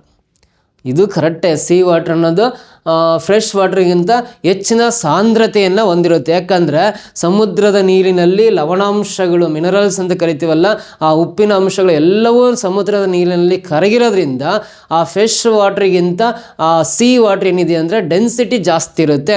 ಅಂದರೆ ಫ್ರೆಶ್ ನೀರೇನಿರುತ್ತಲ್ಲ, ಫ್ರೆಶ್ ನೀರಿಗಿಂತ ಅಂದರೆ ಸಿಹಿ ನೀರಿಗಿಂತ ಆ ಒಂದು ಸಮುದ್ರದ ನೀರೇನಿರುತ್ತಲ್ಲ ಅದರ ಡೆನ್ಸಿಟಿ ಜಾಸ್ತಿ ಇರುತ್ತೆ. ಲವಣಾಂಶಗಳು ನೀರಲ್ಲಿ ಕರಗಿರೋದ್ರಿಂದ ಡೆನ್ಸಿಟಿ ಜಾಸ್ತಿ ಇರುತ್ತೆ. ಆದರೆ ಇಲ್ಲಿ ಹೇಳಿರೋದು ಆ ಲಾರ್ಜ್ ಐರನ್ ಶಿಪ್ಪು ನೀರಲ್ಲಿ ತೇಲುತ್ತೆ, ಒಂದು ಕಬ್ಬಿಣದ ಚೂರು ಫ್ರೆಶ್ ನೀರಲ್ಲಿ ಮುಳುಗುತ್ತೆ. ಸೊ ಇದಕ್ಕೆ ಸರಿಯಾದ ಕಾರಣ ಇದಲ್ಲ. ಸೊ ಯಾಕೆ ಅಂದರೆ ಈ ಲಾರ್ಜ್ ಐರನ್ ಶಿಪ್ ಯಾಕೆ ತೇಲುತ್ತೆ ಅನ್ನೋಕ್ಕೆ ಕಾರಣ ಕೊಡಬೇಕಾಯ್ತು, ಇದು ಅದಕ್ಕೆ ಕಾರಣ ಅಲ್ಲ. ಸೊ ಒಂದು ಸ್ಮಾಲ್ ಐರನ್ ಪೀಸ್ ಏನಿದೆಯಲ್ಲ ಫ್ರೆಶ್ ವಾಟ್ರಲ್ಲಿ ಮುಳುಗುತ್ತೆ. ಸೊ ಅದು ನಿಜನೇ, ಇದು ನಿಜನೇ. ಆದರೆ ಇದಕ್ಕೆ ನಿಜವಾದ ಕಾರಣ ಇದಲ್ಲ. ನಾವು ಯಾಕೆ ಅದು ತೇಲುತ್ತೆ ಅಂತ ಹೇಳ್ಬೇಕಾಯ್ತು ರೀಸನಲ್ಲಿ, ಯಾಕೆ ತೇಲುತ್ತೆ ಅಂತ ಹೇಳಿಲ್ಲ. ಸೊ ಅಲ್ಲಿ sea water has a greater density than fresh water ನಿಜ. ಸೊ ಸಮುದ್ರದ ನೀರಿನಲ್ಲಿ ಹಡಗು ಯಾಕೆ ತೇಲುತ್ತೆ ಅಂದರೆ ಬಿಕಾಸ್ ಇಟ್ಸ್ ಶೇಪ್, ಅದರ ಒಂದು ಶೇಪ್ ಆ ರೀತಿ ಇರುತ್ತೆ. ಆ್ಯಂಡ್ ಇಟ್ಸ್ ಬಯೋಎನ್ಸಿ ಅಂತ ಕರಿತೀವಿ. ಬಯೋಎನ್ಸಿ ಅಂತ ನೀವು ಓದಿರ್ತೀರಿ. ಸೊ ಆ ಬಯೋಎನ್ಸಿ ಪ್ರಕಾರ ಬಯೋಎನ್ಸಿ ಇರೋದ್ರಿಂದ ಸೊ ನೋಡ್ರಿ, ಆ್ಯಂಡ್ ಇಟ್ಸ್ ಪ್ರಿನ್ಸಿಪಲ್ ಆಫ್ ಬಯೋಎನ್ಸಿ ಮೇಲೆ ಹಡಗು ನಡೀತಾ ಇರುತ್ತೆ. ನೀವು ಓದಿರ್ಬೋದು ಆರ್ಕಿಮಿಡೀಸ್ ಪ್ರಿನ್ಸಿಪಲ್ಸ್ ಬೇಸಿಸ್ ಮೇಲೆ ಅಲ್ಲಿ ಹಡಗು ನೀರಲ್ಲಿ ತೇಲ್ತಾ ಇರುತ್ತೆ. ಸೊ ನೋಡ್ರಿ, ಆರ್ಕಿಮಿಡೀಸ್ ಪ್ರಿನ್ಸಿಪಲ್ ಪ್ರಕಾರ ಹಡಗು ನೀರಲ್ಲಿ ತೇಲ್ತಾ ಇರುತ್ತೆ ಅಂತ ಹೇಳ್ತಾರೆ. ಅಥವಾ ಇಟ್ಸ್ ಬಯೋಎನ್ಸಿ, ನೀರಿನ ಬಯೋಎನ್ಸಿ ಮತ್ತು ಹಡಗಿನ ಶೇಪ್ ಏನಿದೆಯಲ್ಲ ಆ ಕಾರಣದಿಂದ ಸಮುದ್ರದ ನೀರಲ್ಲಿ ಹಡಗು ತೇಲುತ್ತೆ ಅಂತ ಹೇಳ್ತೀವಿ. ಈ ಕಾರಣ ಕೊಡಬೇಕಾಯ್ತು. ಬಟ್ ಇದು ಡೆನ್ಸಿಟಿ ಅಷ್ಟೇ ಮೆನ್ಷನ್ ಮಾಡಿದರೆ ಅಂದರೆ ಇದು ಪ್ರತಿಪಾದನೆ ಏನೋ ನಿಜ, ಆದರೆ ಸರಿಯಾದ ಕಾರಣ ಮಾತ್ರ ಅದು ಅಲ್ಲ ಅಂತ ಹೇಳ್ಬೋದು. ಹಾಗಾಗಿ ಇದಕ್ಕೆ both A and B are true, ಎರಡೂ ಸರಿನೇ. ಏನೂ ಸರಿನೇ ಬಟ್ ಬಿನೂ ಸರಿನೇ. ಆದರೆ ಎಗೆ ಇದು ಆರ್ ಸರಿಯಾದ ಕಾರಣ ಅಲ್ಲ. R is not the correct explanation of A ಅಂತ ಹೇಳ್ತೀವಲ್ಲ, ಆಪ್ಷನ್ ಬಿ ಇದಕ್ಕೆ ಕರೆಕ್ಟ್ ಆನ್ಸರ್ ಆಗುತ್ತೆ. ಸೊ ಈಸ್ ಕರೆಕ್ಟ್ ಅಂತಲ್ಲ, not correct the explanation of A. Option C both A and B are true, ಎರಡೂ ಸರಿನೆಯ. ಆದರೆ ಆರ್ ಅನ್ನೋದು ಎಗೆ ಸರಿಯಾದ ಕಾರಣ ಅಲ್ಲ, ಅದು ಕಾರಣ ಅಲ್ಲ. ಹಾಗಾಗಿ option C is the correct answer ಅಂತ ಕರಿತೀವಿ. ಈ ಕ್ವಶನ್ ಇಲ್ಲಿ ಕನ್ನಡದಲ್ಲೂ ಇದೆ, ಕನ್ನಡದಲ್ಲೂ ಬೇಕಾದ್ರೆ ನೀವು ಸ್ಕ್ರೀನ್ಶಾಟ್ ತಕ್ಕೊಂಡಾಗಿರ್ಬೋದು, ವಿಡಿಯೋ ಪಾಸ್ ಮಾಡಿ ಕನ್ನಡದಲ್ಲಿ ಇದನ್ನು ನೋಡ್ಕೊಂಡು ಸೇಮ್ ಆನ್ಸರು ಎ ಮತ್ತು ಆರ್ ಎರಡೂ ನಿಜ, ಆದರೆ ಆರ್ ಏನ ಸರಿಯಾದ ವಿವರಣೆ ಅಲ್ಲ ಅಂತ ಕರಿತೀವಿ. ಆಪ್ಷನ್ ಸಿ ಕರೆಕ್ಟ್ ಆನ್ಸರ್ ಅಂತ ಕರಿತೀವಿ. ಓಕೆನಾ? ಸೊ ಇದು ಗೊತ್ತಿದ್ರೆ ಸಾಕು. ನೆಕ್ಸ್ಟ್ ಕ್ವಶನ್ ಬರೋಣ. A T20 cricket team has 11 players. ಒಂದು T20 ಕ್ರಿಕೆಟ್ ಟೀಮಲ್ಲಿ 11 ಜನ ಆಟಗಾರ ಇರ್ತಾರೆ. Besides the wicket keeper, the team has 7 good batsmen and 6 good bowlers. How many all-rounders players who are both good batsmen and good bowlers are in the team ಅಂತಿದೆ. ಒಂದು T20 cricket ಟೀಮಲ್ಲಿ totally 11 ಜನ ಆಟಗಾರರು ಅಂತ ಕೊಟ್ಟಿದ್ದಾನೆ. 11 players ಅಂತ ಹೇಳಿದ್ದೇನೆ. ಆ 11 ಪ್ಲೇಯರ್ಸಲ್ಲಿ ವಿಕೆಟ್ ಕೀಪರ್ ಜೊತೆಗೆ 7 ಜನ ಉತ್ತಮ ಬ್ಯಾಟ್ಸ್ಮನ್ಗಳು 6 ಜನ ಉತ್ತಮ ಬೌಲರ್ಗಳಿದ್ದಾರೆ. ಅಂದರೆ ತಂಡದಲ್ಲಿ ಎಷ್ಟು ಆಲ್ರೌಂಡ್ಗಳು ಇದ್ದಾರೆ ಅಂತ. 11 ಜನದಲ್ಲಿ ನೋಡ್ರಿ, ಸಿಂಪಲ್ ಅರ್ಥ ಮಾಡ್ಕೊಳ್ರಿ, ಟೋಟಲಿ 11 ಜನ ಪ್ಲೇಯರ್ಸಲ್ಲಿ ಒಬ್ಬ ವಿಕೆಟ್ ಕೀಪರ್ ಇದ್ದಾನೆ ಅಂದರೆ ಆ ವಿಕೆಟ್ ಕೀಪರ್ ಮೈನಸ್ ಮಾಡಿದರೆ ಸೊ ಇಲ್ಲಿ 10 ಜನ ಏನಿದಾರಲ್ಲ 10 ಜನದಲ್ಲಿ ಪ್ಯೂರ್ ಬ್ಯಾಟ್ಸ್ಮನ್ ಇರಬೇಕು, ಓನ್ಲಿ ಬೌಲರ್ಸ್ ಇರಬೇಕು ಮತ್ತು ಆಲ್ರೌಂಡರ್ ಎಲ್ಲ ಸೇರಿ 10 ಜನ ಇರಬೇಕು. ಸೊ ಟೋಟಲ್ 11 ಜನ ಪ್ಲೇಯರ್ಸಲ್ಲಿ ಒಬ್ಬ ವಿಕೆಟ್ ಕೀಪರ್ ಇದೇನಲ್ಲ, ಆ ವಿಕೆಟ್ ಕೀಪರನ್ನು ಹೊರತುಪಡಿಸಿ 10 ಜನ ಏನಂತಲ್ಲ 10 ಜನದಲ್ಲಿ ಓನ್ಲಿ ಬ್ಯಾಟ್ಸ್ಮನ್ಸ್ ಇರಬೇಕು, ಓನ್ಲಿ ಬೌಲರ್ಸ್ ಇರಬೇಕು ಮತ್ತು ಆಲ್ರೌಂಡರ್ಸು ಕೂಡ ಇರಬೇಕು. ಎಲ್ಲ ಸೇರಿ 10 ಜನ ಆಗ್ಬೇಕು, ಪ್ಲೇಯರ್ಸ್ ಆಗ್ಬೇಕು. ಆದರೆ ಅಲ್ಲಿ 7 ಜನ ಬ್ಯಾಟ್ಸ್ಮನ್ ಅಂತ ಹೇಳಿದ್ದಾನೆ, 6 ಜನ ಬೌಲರ್ಸ್ ಅಂತ ಹೇಳಿದ್ದಾನೆ. 7 + 6 ಅಂದರೆ 13 ಆಗ್ತಾರೆ. ನಮಗೆ ಬೇಕಾಗಿರೋದು 10 ಜನ ಮಾತ್ರ. ಇಲ್ಲಿ 7 ಜನ ಬ್ಯಾಟ್ಸ್ಮನ್ 6 ಜನ ಬೌಲರ್ಸ್ ಸೇರಿ ಟೋಟಲ್ 13 ಜನ ಆಗ್ತಾರೆ. ನಮಗೆ ಬೇಕಾಗಿರೋದು 10 ಜನ ಮಾತ್ರ. ಈ 13ರಲ್ಲಿ ನಾವೇನು ಮಾಡೋಣ ಅಂದರೆ 10ಅನ್ನು ಮೈನಸ್ ಮಾಡಿರಿ, 10ಅನ್ನು ಮೈನಸ್ ಮಾಡಿದ್ರೆ ಇನ್ನು 3 ಜನ ಅಲ್ಲಿ ಆಲ್ರೌಂಡರ್ಸ್ ಇರ್ತಾರೆ ಅಂತ. 3 ಜನ ಏನಂತಾರೆ, ಆಲ್ರೌಂಡರ್ಸ್ ಇರ್ತಾರೆ ಅಂತ. ನೋಡ್ರಿ, ಟೋಟಲಿ 10 ಜನದಲ್ಲಿ ಇವರು ಬ್ಯಾಟ್ಸ್ಮನ್ ಇವರು ಬೌಲರ್ ಅಂತ ತಗೊಂಡ್ರೆ ಎಲ್ಲರೂ ಇಂಟರ್ಸೆಕ್ಟ್ ಆಗತಕ್ಕಂಥ ಜಾಗ ಏನಿದೆಯಲ್ಲ ಇದು ಆಲ್ರೌಂಡರ್ಸ್ ಕರಿತೀವಿ. 3 ಜನ ಆಲ್ರೌಂಡರ್ಸ್ ಇದ್ದಾರೆ. ಸೊ ಬ್ಯಾಟ್ಸ್ಮನ್ ಎಷ್ಟು ಜನ ಇದ್ದಾರೆ ಅಂದರೆ 7 ಜನ ಬ್ಯಾಟ್ಸ್ಮನ್ಸ್ ಇದ್ದಾರಲ್ಲ, 7ರ ಈ 3 ಮೈನಸ್ ಮಾಡ್ರೆ ಓನ್ಲಿ ಬ್ಯಾಟ್ಸ್ಮನ್ 4 ಜನ ಅಂತ. ಬೌಲರ್ಸ್ 6 ಜನ ಅಂತ ಕೊಟ್ಟಿದ್ದಾರಲ್ಲ, ಸೊ ಇಲ್ಲಿ 6ರಲ್ಲಿ ಈ 3 ಮೈನಸ್ ಮಾಡಿದ್ರೆ ಓನ್ಲಿ ಪ್ಯೂರ್ ಬೌಲರ್ಸ್ 3 ಜನ, 4 ಜನ ಪ್ಯೂರ್ ಬ್ಯಾಟ್ಸ್ಮನ್, 3 ಜನ ಆಲ್ರೌಂಡರ್ಸ್ ಅಂತ ಕರಿತೀವಿ. 4 + 3 7 3 10 ಆಗುತ್ತೆ. 10 + ಒಬ್ಬ ವಿಕೆಟ್ ಕೀಪರ್ ಸೇರಿ 11 ಜನ ಅಲ್ಲಿ ಪ್ಲೇಯರ್ಸ್ ಆಗ್ತಾರೆ. ಹಾಗಾದರೆ ಆಲ್ರೌಂಡರ್ಗಳ ಸಂಖ್ಯೆ ಎಷ್ಟಿದೆ ಅಂದರೆ 3 ಜನ ಆಲ್ರೌಂಡರ್ಸ್ ಇದ್ದಾರೆ. Option D is the correct answer. ಕ್ಲಿಯರಾ? ಸೊ ನೆಕ್ಸ್ಟ್ ಕ್ವಶನ್ ಏನು ಬಂದಿದೆ ನೋಡ್ತಾ ಬನ್ನಿ. You are given below a question followed by 2 statements numbered first and second, each providing some information. Determine which of the statement is or are sufficient to answer the question ಅಂತ. ಇದನ್ನು data sufficiency ಅಂತ ಕರಿತೀವಿ. ಒಂದು ಪ್ರಶ್ನೆ ಕೊಟ್ಟಿರ್ತಾನೆ, ಈ ಪ್ರಶ್ನೆಗೆ answer ಮಾಡಲಿಕ್ಕೆ 2 ಸ್ಟೇಟ್ಮೆಂಟ್ಸಲ್ಲಿ ಡಾಟಾ ಕೊಟ್ಟಿರ್ತಾನೆ. ಹಾಗಾದ್ರೆ ಈ ಪ್ರಶ್ನೆಗೆ ಆನ್ಸರು 2 ಸ್ಟೇಟ್ಮೆಂಟ್, ಯಾವ ಸ್ಟೇಟ್ಮೆಂಟ್ರ ಡಾಟಾ ಯೂಸ್ ಮಾಡ್ಕೊಂಡ್ರೆ ಪ್ರಶ್ನೆಗೆ ಆನ್ಸರ್ ಬರುತ್ತೆ ಇಲ್ವಾ ಅಂತ ಚೆಕ್ ಮಾಡೋದಷ್ಟೇ. ಸೊ ಏನು ಕ್ವಶನ್ನು ಅಂತ ನೋಡ್ತಾ ಹೋಗ್ರಿ. ಆ ಪ್ರಶ್ನೆಯಲ್ಲಿ ಕನ್ನಡದಲ್ಲೂ ಬರ್ದೆ ನಾನು. ಸೊ ಗೋಲ್ಡನ್ ಬುಡ್ಸ್ ಕಂಪನಿಯ ಒಟ್ಟು ಲಾಭ ಎಷ್ಟು ಅಂತ ಕೇಳಿದ್ದಾನೆ. ಒಂದು ಗೋಲ್ಡನ್ ಬುಡ್ಸ್ ಅಂತ ಒಂದು ಕಂಪನಿ ಇದೆ, ಆ ಗೋಲ್ಡನ್ ಬುಡ್ಸ್ ಕಂಪನಿಯ ಒಟ್ಟು ಲಾಭ ಎಷ್ಟು ಅಂತ ಕಂಡುಹಿಡಿಬೇಕು. ಸೊ ಇದನ್ನು ಕಂಡುಹಿಡಿಯೋಕ್ಕೆ ಸ್ಟೇಟ್ಮೆಂಟ್ ಫಸ್ಟಲ್ಲಿ ಒಂದು ಡಾಟಾ ಇದೆ. ಕಂಪನಿಯು ಒಂದೇ ರೀತಿಯ ಉತ್ಪನ್ನವನ್ನು ಮಾತ್ರ ಮಾರಾಟ ಮಾಡುತ್ತದೆ, ಅದು ಕೈಗಾರಿಕಾ ಬೂಟ್ಗಳು ಅಂತ. ಸೊ ಆ ಕಂಪನಿ ಏನಿದೆ ಅಂದರೆ what was the total profit of the company golden boots ಅನ್ನೋದು ಕಂಪನಿ ಹೆಸರು. ಈ ಕಂಪನಿಯ ಒಟ್ಟು ಲಾಭ ಎಷ್ಟು ಅಂತ ಕಂಡುಹಿಡಿಬೇಕು. ಅದನ್ನು ಕಂಡುಹಿಡಲಿಕ್ಕೆ ಫಸ್ಟ್ ಸ್ಟೇಟ್ಮೆಂಟಲ್ಲಿ ಡಾಟಾ ಕೊಟ್ಟಿದ್ದಾನೆ, the company cells only 1 type of product, industrial boots ಅಂತ. ಆ ಕಂಪನಿ ಕೇವಲ ಒಂದು ರೀತಿಯಾದ ಪ್ರಾಡಕ್ಟ್ ಮಾತ್ರ ಮಾರಾಟ ಮಾಡ್ತಾ ಇದೆ, ಅದು ಇಂಡಸ್ಟ್ರಿಯಲ್ ಬೂಟ್ಸ್ ಅಂತ ನೇಮ್ ಅದು. ಸೊ ಹಾಗಾದ್ರೆ ಇದನ್ನು ಯೂಸ್ ಮಾಡಿಕೊಂಡು ಈ ಗೋಲ್ಡನ್ ಬೂಟ್ ಕಂಪ್ನಿಯ ಒಟ್ಟು ಲಾಭ ಎಷ್ಟು ಅಂದ್ರೆ ಇಲ್ಲಿ ನಂಬರ್ಸೇ ಇಲ್ಲ. ಒಟ್ಟು ಲಾಭ ಎಷ್ಟು ಅಂತ ಹೇಳೋಣ, ಏನೋ ಒಂದು 1000 ರೂಪಾಯಿ ಹೇಳೋಣ, 10,000 ಹೇಳೋಣ, ಲಕ್ಷದಲ್ಲಿ ಹೇಳೋಣ, ಕೋಟಿಯಲ್ಲಿ ಹೇಳೋಣ, ಅಥವಾ ಮಿಲಿಯನಲ್ಲಿ ಹೇಳೋಣ, ಏನಂತಲೇ ಗೊತ್ತಾಗಲ್ಲ. ಹಾಗಾಗಿ ಈ ಪ್ರಶ್ನೆಗೆ ಮೊದಲನೇ ಸ್ಟೇಟ್ಮೆಂಟ್ ಯೂಸ್ ಮಾಡ್ಕೊಂಡು ಆನ್ಸರ್ ಮಾಡಿದರೆ ಒಟ್ಟು ಲಾಭ ಕಂಡುಹಿಡಿಯೋಕ್ಕೆ ಬರ್ತಾ ಇಲ್ಲ. ಇಲ್ಲಿ ಹೇಳಿರೋದು ಆ ಗೋಲ್ಡನ್ ಬೂಟ್ ಕಂಪನಿ ಕೇವಲ ಒಂದು ಪ್ರಾಡಕ್ಟ್ ಮಾತ್ರ ಮಾರಾಟ ಮಾಡಿದೆ ಅಂತ ಹೇಳಿದಾನೆ, ಅದರ ಹೆಸರು ಇಂಡಸ್ಟ್ರಿಯಲ್ ಬೂಟ್ಸ್ ಅಂತ. ಇದನ್ನು ಯೂಸ್ ಮಾಡ್ಕೊಂಡು ಈ ಗೋಲ್ಡನ್ ಕಂಪನಿ ಲಾಭ ಎಷ್ಟು ಅಂತ ಖಂಡಿತ ಹೇಳಕ್ಕೆ ಸಾಧ್ಯತೆಯೇ ಇಲ್ಲ. ಹಾಗಾಗಿ ಸೆಕೆಂಡ್ ಬರೋಣ.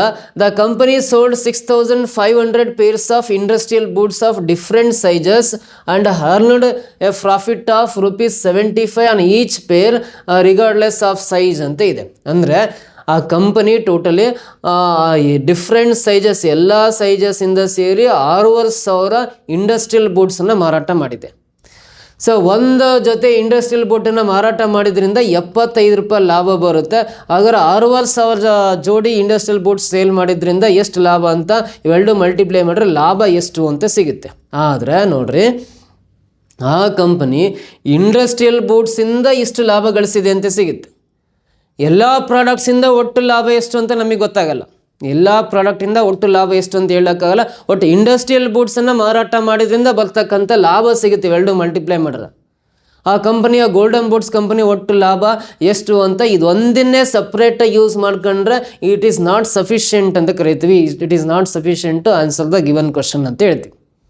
ಆದರೆ ಇವೆರಡೂ ಸ್ಟೇಟ್ಮೆಂಟ್ಸ್ನ ಕಂಬೈನ್ ಮಾಡ್ಕೊಂಡ್ರೆ, ಎರಡರಿಂದನೂ ಈ ಕ್ವಶನ್ಗೆ ಆನ್ಸರ್ ಕ್ಲಾರಿಟಿ ಸಿಗದೇ ಇದ್ದರೆ ಎರಡೂ ಸ್ಟೇಟ್ಮೆಂಟ್ರ ಡಾಟಾನ ಕಂಬೈನ್ ಮಾಡ್ಕೋಬೇಕು. ಕಂಬೈನ್ ಮಾಡ್ಕೊಂಡ್ರೆ ಮೊದಲನೇ ಸ್ಟೇಟ್ಮೆಂಟಿಂದ ಒಂದು ಕ್ಲಾರಿಟಿ ಗೊತ್ತಾಗುತ್ತೆ, ಏನು ಈ ಕಂಪನಿ ಇಂಡಸ್ಟ್ರಿಯಲ್ ಗೂಡ್ಸ್ ಮಾತ್ರನ ಇಂಡಸ್ಟ್ರಿಯಲ್ ಗೂಡ್ಸ್ ಅಂತ ಸೇಮ್ ಓನ್ಲಿ ಒಂದು ಪ್ರಾಡಕ್ಟನ್ನು ಮಾತ್ರ ಸೇಲ್ ಮಾಡಿದೆ ಅಂತ ಗೊತ್ತಾಯಿತು ಫಸ್ಟ್ ಸ್ಟೇಟ್ಮೆಂಟಿಂದ. ಆ ಇಂಡಸ್ಟ್ರಿಯಲ್ ಗೂಡ್ಸು 60,000 ಜೋಡಿಯನ್ನು ಮಾರಾಟ ಮಾಡಿದೆ. ಒಂದು ಜೋಡಿ ಮಾರಾಟ ಮಾಡಿದ್ರಿಂದ 75 ರೂಪಾಯಿ ಲಾಭ ಅಂದರೆ 60,000 ಜೋಡಿಗೆ ಎಷ್ಟು ಲಾಭ ಅಂತ ಇವೆರಡು ಮಲ್ಟಿಪ್ಲೈ ಮಾಡಿದ್ರೆ ಒಂದು ನಂಬರ್ ಸಿಗುತ್ತೆ. ಲಾಭ ಎಷ್ಟು ಅಂತ 100% ಹೇಳ್ಬೋದು. ಯಾವಾಗ ಹೇಳ್ಬೋದು ಅಂದರೆ ಎರಡೂ ಸ್ಟೇಟ್ಮೆಂಟ್ಗಳ ಡಾಟಾವನ್ನು ಕಂಬೈನ್ ಮಾಡಿ, ಟುಗೆದರ್ ಅಂದರೆ ಕಂಬೈನ್ ಮಾಡ್ಕೊಂಡಾಗ ಈ ಕೇಳಿರೋ ಪ್ರಶ್ನೆಗೆ ಆನ್ಸರ್ ಅಂತ ಖಂಡಿತ ಸಿಗುತ್ತೆ. ಆನ್ಸರ್ ಎಷ್ಟಂತ ಬೇಕಾಗಿಲ್ಲ, ಸಿಗುತ್ತಾ ಇಲ್ಲ ಚೆಕ್ ಮಾಡೋದಷ್ಟೇ. ಸೊ ಇಲ್ಲಿ ಒಂದೇ ಟೈಪ್ ಪ್ರಾಡಕ್ಟ್ನ ಸೇಲ್ ಮಾಡ್ತೀವಿ ಅಂತ ಗೊತ್ತಾಯಿತು, ಅದು ಯಾವುದು ಇಂಡಸ್ಟ್ರಿಯಲ್ ಗೂಡ್ಸು. ಆ ಇಂಡಸ್ಟ್ರಿಯಲ್ ಗೂಡ್ಸು 6,500 ಜೊತೆ ಡಿಫ್ರೆಂಟ್ ಸೈಜಸ್ ಎಲ್ಲ ಸೇರಿ 6,500 ಜೊತೆ ಇಂಡಸ್ಟ್ರಿಯಲ್ ಗೂಡ್ ಮಾರಾಟ ಮಾಡಿದೆ. ಒಂದು ಜೊತೆ ಮಾರಾಟ ಮಾಡಿದ್ರಿಂದ 75 ರೂಪಾಯಿ ಆದರೆ 6,500ಕ್ಕೆ ಎಷ್ಟು ಅಂತ ಕಂಡುಹಿಡಿದ್ರೆ ಒಂದು ನಂಬರ್ ಸಿಗುತ್ತೆ. ಆ ಕಂಪ್ನಿಯ ಟೋಟಲ್ ಪ್ರಾಫಿಟ್ ಎಷ್ಟು ಅಂತ ಕಂಡುಹಿಡಿಬೋದು. ಹಾಗಾದರೆ ಈ ಪ್ರಶ್ನೆಯಲ್ಲಿ ನೋಡ್ರಿ, ಯಾವುದಂದ್ರೆ both statement first and second together are not sufficient ಅಂತ ಇದೆಯಲ್ಲ, ಇದು wrong answer. Together are sufficient ಅಂತ ಬರಬೇಕು. The statement first alone is sufficient to answer the question while the statement second alone is not sufficient ಅಂದರೆ ಈ ಮೊದಲನೇ ಸ್ಟೇಟ್ಮೆಂಟಿಂದ answer ಬಂದು ಎರಡನೇ ಸ್ಟೇಟ್ಮೆಂಟಿಂದ ಆನ್ಸರ್ ಬರದೇ ಇದ್ದರೆ ಈ ಆಪ್ಷನ್ ಹಾಕ್ಬೇಕಾಯಿತು. ಬಟ್ ಇದು ಆನ್ಸರ್ ಅಲ್ಲ, ಎರಡೂ ಸ್ಟೇಟ್ಮೆಂಟ್ಸ್ ಟುಗೆದರ್ ಕಂಬೈನ್ ಮಾಡ್ಕೊಂಡ್ರೆ ಆನ್ಸರ್ ಬರುತ್ತೆ. The statement second alone is sufficient to answer the question while the statement first alone is not sufficient ಅಂತ ಇದೆಯಲ್ಲ, ಇದು ರಾಂಗ್ ಆನ್ಸರು. ಅಂದರೆ ಇದರಲ್ಲಿ ಆನ್ಸರ್ ಬಂದಿಲ್ಲ, ಇದರಲ್ಲಿ ಆನ್ಸರ್ ಬಂತು ಅಂದರೆ ಈ ಆಪ್ಷನ್ ಸಿ ಹಾಕ್ಬೇಕಾಗತ್ತೆ. Both the statements first and second together are necessary to answer the question ಅಂತ ಇದೆಯಲ್ಲ, ಇದು 100% ಕರೆಕ್ಟ್ ಆಗುತ್ತೆ.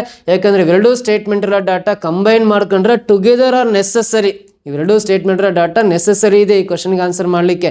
ಹಾಗಾಗಿ together are necessary to answer the question ಅಂತ ಇದೆಯಲ್ಲ, ಫೋರ್ತ್ ಆಪ್ಷನ್ ಇದಕ್ಕೆ ಇದು ಸರಿಯಾದ ಉತ್ತರ ಆಗಿರುತ್ತೆ. ಕ್ಲಿಯರಾ? ಈ ಥರ 6th ಕ್ವಶನ್ಗೆ ಆನ್ಸರ್ ಮಾಡಿದ್ದು. ನೆಕ್ಸ್ಟ್ 7th ಕ್ವಶನ್ ಬರೋಣ. ಏನಿದೆ ಸೊ ಇದು ಅದಾದ ಕ್ವಶನ್ ಕನ್ನಡದಲ್ಲಿ ಇದೆ ಅಷ್ಟೇ, ಕನ್ನಡದಲ್ಲಿ ಬೇಕಾದ್ರೆ ಸ್ಕ್ರೀನ್ಶಾಟ್ ತಗೊಂಡು ನೀವು ಕ್ವಶನ್ ಬರ್ಕೊಂಡು ಪ್ರಾಕ್ಟೀಸ್ ಮಾಡ್ಕೋಬೋದು.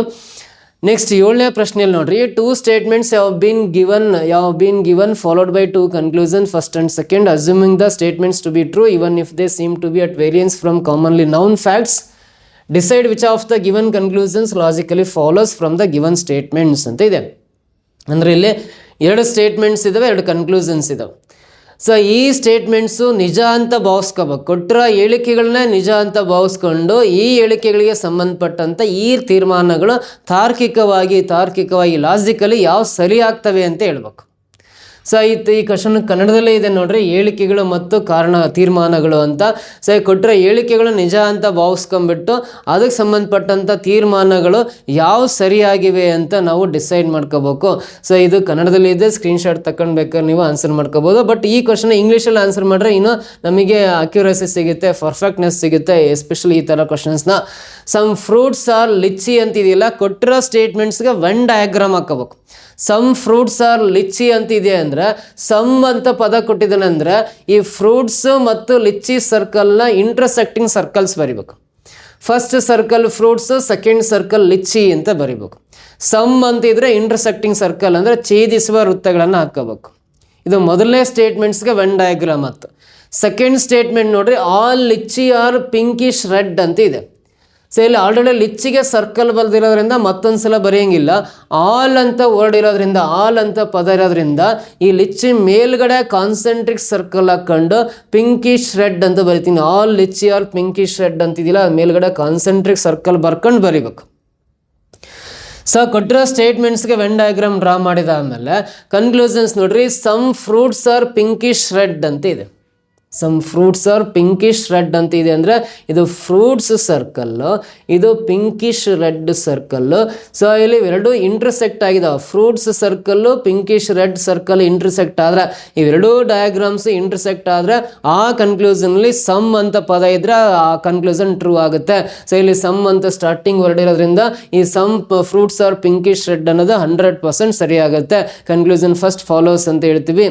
ಸೆಕೆಂಡ್ ಬರೋಣ, all pinkish red things are litchi ಅಂತಿದೆ. All pinkish red things are litchi ಅಂತ ಕೊಟ್ಟಿದ್ದಾನೆ ಅಂದರೆ ಈ ಪಿಂಕಿಶ್ ರೆಡ್ ಅನ್ನೋದು ಈ ಸರ್ಕಲ್ಲು, ಈ ಲಿಚ್ಚಿ ಅನ್ನೋದು ಅದ್ರ ಒಳಗಡೆ ಇದೆ ಅಂದರೆ ಇನ್ಸೈಡ್ ಸರ್ಕಲ್ಲು. ಸೊ ಇವೆರಡನ್ನ ಮಾತ್ರ ನಾವು ಕಾನ್ಸೆಂಟ್ರಿಕ್ ಸರ್ಕಲ್ಸ್ ಅಂತ ಕರಿತೀವಿ. ಯಾಕಂದರೆ ಒಂದ್ರೊಳಗಡೆ ಒಂದಿದಾವೆ ಅಂದರೆ ಇವೆರಡನ್ನ ಕಾನ್ಸೆಂಟ್ರಿಕ್ ಸರ್ಕಲ್ಸ್ ಅಂತ ಕರಿತೀವಿ. ಈ ಥರ ಕಾನ್ಸೆಂಟ್ರಿಕ್ ಸರ್ಕಲ್ಸ್ ಇದ್ದಾಗ ನೋಡ್ರಿ, ಫಸ್ಟು ಪಿಂಕಿಶ್ ರೆಡ್ ಅನ್ನೋದು ಔಟ್ಸೈಡ್ ಸರ್ಕಲ್. ಔಟ್ಸೈಡ್ ಸರ್ಕಲಿಂದ ಇನ್ಸೈಡ್ ಸರ್ಕಲ್ ನೇಮ್ ಕೊಟ್ಟ ಅಂದರೆ, ಔಟ್ಸೈಡ್ ಸರ್ಕಲಿಂದ ಇನ್ಸೈಡ್ಸ್ ನೇಮ್ ಕೊಟ್ಟ ಅಂದರೆ ಸಮ್ ಅಂತ ಪದ ಇದ್ದರೆ ಕರೆಕ್ಟ್ ಆಗುತ್ತೆ. ಅಥವಾ first inside circle name first ಕೊಟ್ಟು, ಇನ್ಸೈಡ್ ಸರ್ಕಲ್ ನೇಮ್ ಕೊಟ್ಟು ಆಮೇಲೆ ಔಟ್ಸೈಡ್ ಸರ್ಕಲ್ ನೇಮ್ ನೆಕ್ಸ್ಟ್ ಕೊಟ್ಟ ಅಂದರೆ ಆ ಕನ್ಕ್ಲೂಷನ್ಲಿ ಫಸ್ಟ್ ಆಲ್ ಅಂತ ಪದ ಇದ್ದರೆ ಸರಿಯಾಗಿರುತ್ತೆ.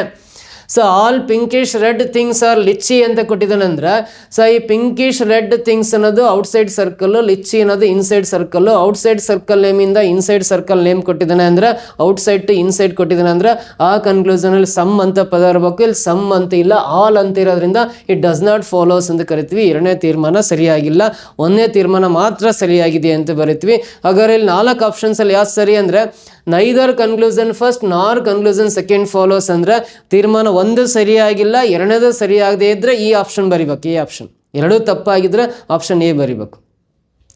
ಓನ್ಲಿ ಕನ್ಕ್ಲೂಷನ್ ಫಸ್ಟ್ ಫಾಲೋಸ್ ಅಂತಿದೆಯಲ್ಲ, 1 ಮಾತ್ರ ಸರಿ ಇದೆಯಲ್ಲ, ನಮಗೆ ಆನ್ಸರ್ ಇದೆ, option B is the right answer. ಇದು ಓನ್ಲಿ ಸೆಕೆಂಡ್ ಫಾಲೋಸ್ 2ನೇದು ಮಾತ್ರ ಸರಿಯಾಗಿದ್ದರೆ ಆಪ್ಷನ್ ಸಿ ಬರಿಬೇಕು. Both conclusion first and second follow ಎರಡೂ ಸರಿಯಾಗಿದ್ದರೆ ಆಪ್ಷನ್ ಡಿ ಬರಿಬೇಕು. ಇಲ್ಲಿ ನಮಗೆ 1ನೇದು ಮಾತ್ರ ಸರಿ ಇದೆ ಅಂದರೆ ಓನ್ಲಿ ಕನ್ಕ್ಲೂಷನ್ ಫಸ್ಟ್ ಫಾಲೋಸ್ ಅಂತ ಆಪ್ಷನ್ ಬಿ ನಲ್ಲಿದೆ ನೋಡ್ರಿ, ಇದು ಸರಿಯಾದ ಆನ್ಸರ್ ಆಗಿರುತ್ತೆ. ಸೊ ಇದು ಕನ್ನಡದಲ್ಲೂ ಕೂಡ ಇಲ್ಲಿ ಪ್ರಶ್ನೆ ಇದೆ, ನೀವು ಬೇಕಾದ್ರೆ ಸ್ಕ್ರೀನ್ಶಾಟ್ ತಗೊಂಡು ಅಥವಾ ವಿಡಿಯೋ ಪಾಸ್ ಮಾಡಿ ಆ ಕ್ವಶನ್ ಬರ್ಕೊಂಡು ಪ್ರಾಕ್ಟೀಸ್ ಮಾಡ್ಕೋಬೋದು. ಸೊ ನೆಕ್ಸ್ಟ್ ಕ್ವಶನ್ ಬರೋಣ, 8ನೇದು. Select the Venn diagram that best represents the relationship between the following set of classes ಅಂತ ಇದೆ. ಅಂದರೆ ಇಲ್ಲಿ school staffs, graduate people, post graduate people, ಈ 3 ಪದಗಳಿಗೆ ಸೂಕ್ತವಾದ ವೆನ್ ಡಯಾಗ್ರಾಮ್ ಇವು 4ರಲ್ಲಿ ಯಾವುದು ಅಂತ ಕೇಳಿದೆ. ಈ ಕೆಳಗಿನ ತರಗತಿಗಳ ನಡುವಿನ ಸಂಬಂಧವನ್ನು ಉತ್ತಮವಾಗಿ ಪ್ರತಿನಿಧಿಸುವ ವೆನ್ ರೇಖಾಚಿತ್ರವನ್ನು ಆಯ್ಕೆ ಮಾಡಿ ಅಂತ ಕೇಳಿದ್ದೇನೆ. ಸೊ ಇಲ್ಲಿ ಶಾಲಾ ಸಿಬ್ಬಂದಿ, ಪದವೀಧರರು, ಸ್ನಾತಕೋತ್ತರ ಪದವೀಧರರು ಅಂತ ಇದೆ. ನೋಡ್ರಿ, ಇಲ್ಲಿ ಕೆಲವು ಶಾಲಾ ಸಿಬ್ಬಂದಿಗಳಲ್ಲಿ ಕೆಲವರು ಪದವೀಧರರು ಇರ್ಬೋದು, ಸ್ಕೂಲ್ ಸ್ಟಾಫ್ಸಲ್ಲಿ ಕೆಲವೊಬ್ಬರು ಗ್ರಾಜ್ಯುಯೇಟ್ಸ್ ಆಗಿರ್ಬೋದು, ಅಥವಾ ಕೆಲವೊಬ್ಬರು ಗ್ರಾಜ್ಯುಯೇಟ್ಸು ಕೂಡ ಪೋಸ್ಟ್ ಗ್ರಾಜ್ಯುಯೇಟ್ ಕೂಡ ಮಾಡಿರ್ಬೋದು. ಎಲ್ಲರಲ್ಲ, ಕೆಲವು ಗ್ರಾಜ್ಯುಯೇಟ್ಸು ಪೋಸ್ಟ್ ಗ್ರಾಜ್ಯುಯೇಟ್ಸು ಮಾಡಿರ್ಬೋದು. ಅಥವಾ ಶಾಲಾ ಸಿಬ್ಬಂದಿಗಳು ಕೂಡ ಗ್ರಾಜ್ಯುಯೇಟ್ ಆಗಿ ಪೋಸ್ಟ್ ಗ್ರಾಜ್ಯುಯೇಟ್ ಕೂಡ ಮಾಡಿರ್ಬೋದು. ಆಮೇಲೆ ಒಬ್ಬ ವ್ಯಕ್ತಿನೇ 3 ಆಗೋ ಸಾಧ್ಯತೆ ಇರ್ಬೋದು, ಒಬ್ಬ ವ್ಯಕ್ತಿನೇ 3 ಆಗೋ ಸಾಧ್ಯತೆ ಇರ್ಬೋದು. ಫಾರ್ ಎಕ್ಸಾಂಪಲ್, ನಿಮ್ಮ ಫ್ರೆಂಡ್ ಯಾರೋ ಒಬ್ಬ ಶಾಲಾ ಸಿಬ್ಬಂದಿ ಅಥವಾ ಟೀಚಿಂಗ್ ನಾನ್ ಟೀಚಿಂಗ್ ಸ್ಟಾಫ್ ಆಗಿದ್ದಾರೆ ಅಂದರೆ, ಅಥವಾ ನಾನ್ ಟೀಚಿಂಗ್ ಸ್ಟಾಫ್ ಒಂದು ಶಾಲೆಯಲ್ಲಿ FD ಆಗಿದ್ದಾರೆ ಅಂದರೆ ಅವನು ಪದವೀಧರ ಆಗಿರ್ತಾನೆ. ಕೆಲವೊಬ್ಬರು ಅಲ್ಲಿ PG ಮಾಡ್ಕೊಂಡ್ರು ಕೂಡ FD ಆಗಿರ್ತಾರೆ ಶಾಲೆಗಳಲ್ಲಿ ಅಂತ. ಸೊ ಹಾಗಾಗಿ ಒಬ್ಬ ವ್ಯಕ್ತಿನ 3 ಆಗಿರ್ಬೋದು, ಅವ್ನು ಸ್ಕೂಲ್ ಸ್ಟಾಫು ಹೌದು, ಗ್ರಾಜ್ಯುಯೇಟು ಹೌದು, ಪೋಸ್ಟ್ ಗ್ರಾಜ್ಯುಯೇಟು ಹೌದು. ಒಬ್ಬ ವ್ಯಕ್ತಿನೇ 3 ಆಗೋ ಸಾಧ್ಯತೆ ಇದ್ದಾಗ, ಒಬ್ಬ ವ್ಯಕ್ತಿನ 3 ಆಗೋ ಸಾಧ್ಯತೆ ಇದ್ದಾಗ ಆ 3 ಒಂದಕ್ಕೊಂದು ಇಂಟರ್ಸೆಕ್ಟ್ ಮಾಡೋ ಸರ್ಕಲ್ ಇದೆಯಲ್ಲ, ಸೊ ಆಪ್ಷನ್ ಬಿ ಇದೇ ಸರಿಯಾದ ಉತ್ತರ. ಒಬ್ಬ ವ್ಯಕ್ತಿನೇ 3 ಆಗೋ ಸಾಧ್ಯತೆ ಇದ್ದಾಗ ಆ 3 ಒಂದಕ್ಕೊಂದು ಇಂಟರ್ಸೆಕ್ಟ್ ಆಗೋ ಥರ ನಾವು ಡಯಾಗ್ರಾಮ್ ಡ್ರಾ ಮಾಡಬೇಕು, ಅದೇ ಡಯಾಗ್ರಾಮ್ ಸರಿಯಾಗಿರುತ್ತೆ. ಹಾಗಾಗಿ ಆಪ್ಷನ್ ಬಿ ಇದಕ್ಕೆ ಕರೆಕ್ಟ್ ಆನ್ಸರ್ ಆಗಿರುತ್ತೆ. ಇದಕ್ಕೆ ಏನಾರ ಡೌಟ್ಸ್ ಇದ್ದರೆ ಕಮೆಂಟ್ ಬಾಕ್ಸಲ್ಲಿ ಕಮೆಂಟ್ ಮಾಡಿ, ನಿಮಗೆ ಕ್ಲಾರಿಟಿ ಕೊಡ್ತೀವಿ. ಸೊ ನೆಕ್ಸ್ಟ್ ಕ್ವಶನ್ ಬರೋಣ, ಮುಂದಿನ ಪ್ರಶ್ನೆ. Bharti starts walking from her house in the morning towards the east. After walking 100 meters, she turns left and walks 50 meters. Then she turns right and walks 100 meters. Finally, she turns right again and walks 50 meters. How far and in which direction is she from her starting point ಅಂತ ಇದೆ. ಇದು direction test ಸಂಬಂಧಪಟ್ಟಂಥ ಪ್ರಶ್ನೆ, ದಿಕ್ಕುಗಳಿಗೆ ಸಂಬಂಧಪಟ್ಟಂಥ ಪ್ರಶ್ನೆ ಕೊಟ್ಟಿದ್ದಾನೆ. ಇಲ್ಲಿ ಭಾರತಿ ಬೆಳಗ್ಗೆ ತನ್ನ ಮನೆಯಿಂದ ಪೂರ್ವಕ್ಕೆ ನಡೆಯಲು ಪ್ರಾರಂಭಿಸುತ್ತಾಳೆ ಅಂತಿದೆಯಲ್ಲ. ಸೊ ಒಂದು ಡಯಾಗ್ರಾಮ್ ಡ್ರಾ ಮಾಡ್ಕೊಳ್ಳೋಣ, 4 ದಿಕ್ಕುಗಳೆಲ್ಲ ಡಯಾಗ್ರಾಮ್ ಡ್ರಾ ಮಾಡ್ಕೊತ ಇದೀನಿ ನಾನು. ಸೊ ಈ 4 ದಿಕ್ಕುಗಳೆಲ್ಲ ಡಯಾಗ್ರಾಮ್ ಡ್ರಾ ಮಾಡ್ಕೊಂಡ್ರೆ ನೋಡ್ರಿ, 4 ದಿಕ್ಕುಗಳ ಡಯಾಗ್ರಾಮ್ ಡ್ರಾ ಮಾಡ್ಕೊಳ್ಳೋಣ. ಸೊ ಮೇಲ್ಗಡೆ ಯಾವಾಗಲೂ ನಾರ್ತ್ ಡೈರೆಕ್ಷನ್ ಉತ್ತರ ದಿಕ್ಕು ಬರಿಬೇಕು, ಕೆಳಗಡೆ ಯಾವಾಗಲೂ ಸೌತ್ ಡೈರೆಕ್ಷನ್ ದಕ್ಷಿಣ ದಿಕ್ಕು ಬರಿಬೇಕು. ಯಾವಾಗಲೂ ಬಲಗಡೆಗೆ ಪೂರ್ವ ದಿಕ್ಕು ಈಸ್ಟ್ ಡೈರೆಕ್ಷನ್ ಬರಿಬೇಕು, ಬಲಗಡೆಗೆ ಪೂರ್ವ ದಿಕ್ಕು. ಎಡಭಾಗಕ್ಕೆ ವೆಸ್ಟ್ ಡೈರೆಕ್ಷನ್ ಪಶ್ಚಿಮ ದಿಕ್ಕನ್ನು ಬರ್ಕೋಬೇಕು. ಉತ್ತರ ದಿಕ್ಕಿನಿಂದ ಸ್ಟಾರ್ಟ್ ಮಾಡಿ ನೀವು ನೋಡ್ರಿ, ಲೆಫ್ಟ್ ರೈಟ್ ಕಾಂಬಿನೇಷನ್ನ ಕ್ಲಾಕ್ ವೈಸ್ ಡೈರೆಕ್ಷನಲ್ಲಿ ಪ್ರತಿ ದಿಕ್ಕತ್ರ ಬರ್ಕೊಂಡು ರೆಡಿ ಮಾಡ್ಕೊಂಡ್ರೆ ನಿಮಗೆ ಲೆಕ್ಕ ತಪ್ಪಾಗಕ್ಕೆ ಚಾನ್ಸೇ ಇಲ್ಲ.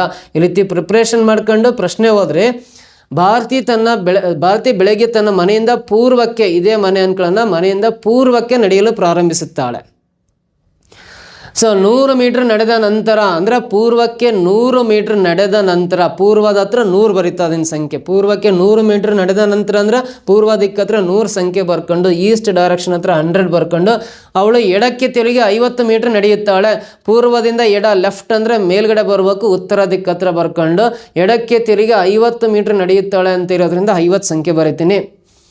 ನಂತರ ಅವಳು ಬಲಕ್ಕೆ ತಿರುಗಿ 100 ಮೀಟರ್ ನಡೆಯುತ್ತಾಳೆ. ಉತ್ತರ ದಿಕ್ಕಿನ ಕಡೆ ಮುಖ ಇರುತ್ತಿಲ್ಲ, ಬಲ ಅಂದರೆ ಮತ್ತೆ ವಾಪಸ್ ಪೂರ್ವ ಬರ್ಬೇಕು, ರೈಟ್ ಅಂದರೆ ಮತ್ತೆ ಈ ಕಡೆ ಪೂರ್ವ ದಿಕ್ಕಿಗೆ ಬರ್ಬೇಕು.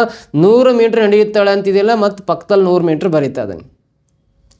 ಕೊನೆಗೆ ಅವಳು ಮತ್ತೆ ಬಲಕ್ಕೆ ತಿರುಗಿ 50 ಮೀಟರ್ ನಡೆಯುತ್ತಾಳೆ ಅಂತ. ಇಲ್ಲಿಂದ ಬಲ ಅಂದರೆ ನೋಡ್ರಿ, ಪೂರ್ವದಿಂದ ಬಲ ಅಂದರೆ ದಕ್ಷಿಣ ಬರುತ್ತೆ, ಬಲಕ್ಕೆ ತಿರುಗಿ 50 ಮೀಟರ್ ನಡೆಯುತ್ತಾಳೆ ಅಂದರೆ ದಕ್ಷಿಣ ದಿಕ್ಕತ್ರ 50 ಸಂಖ್ಯೆ ಬರೀತಾ ಇದ್ದಾನೆ.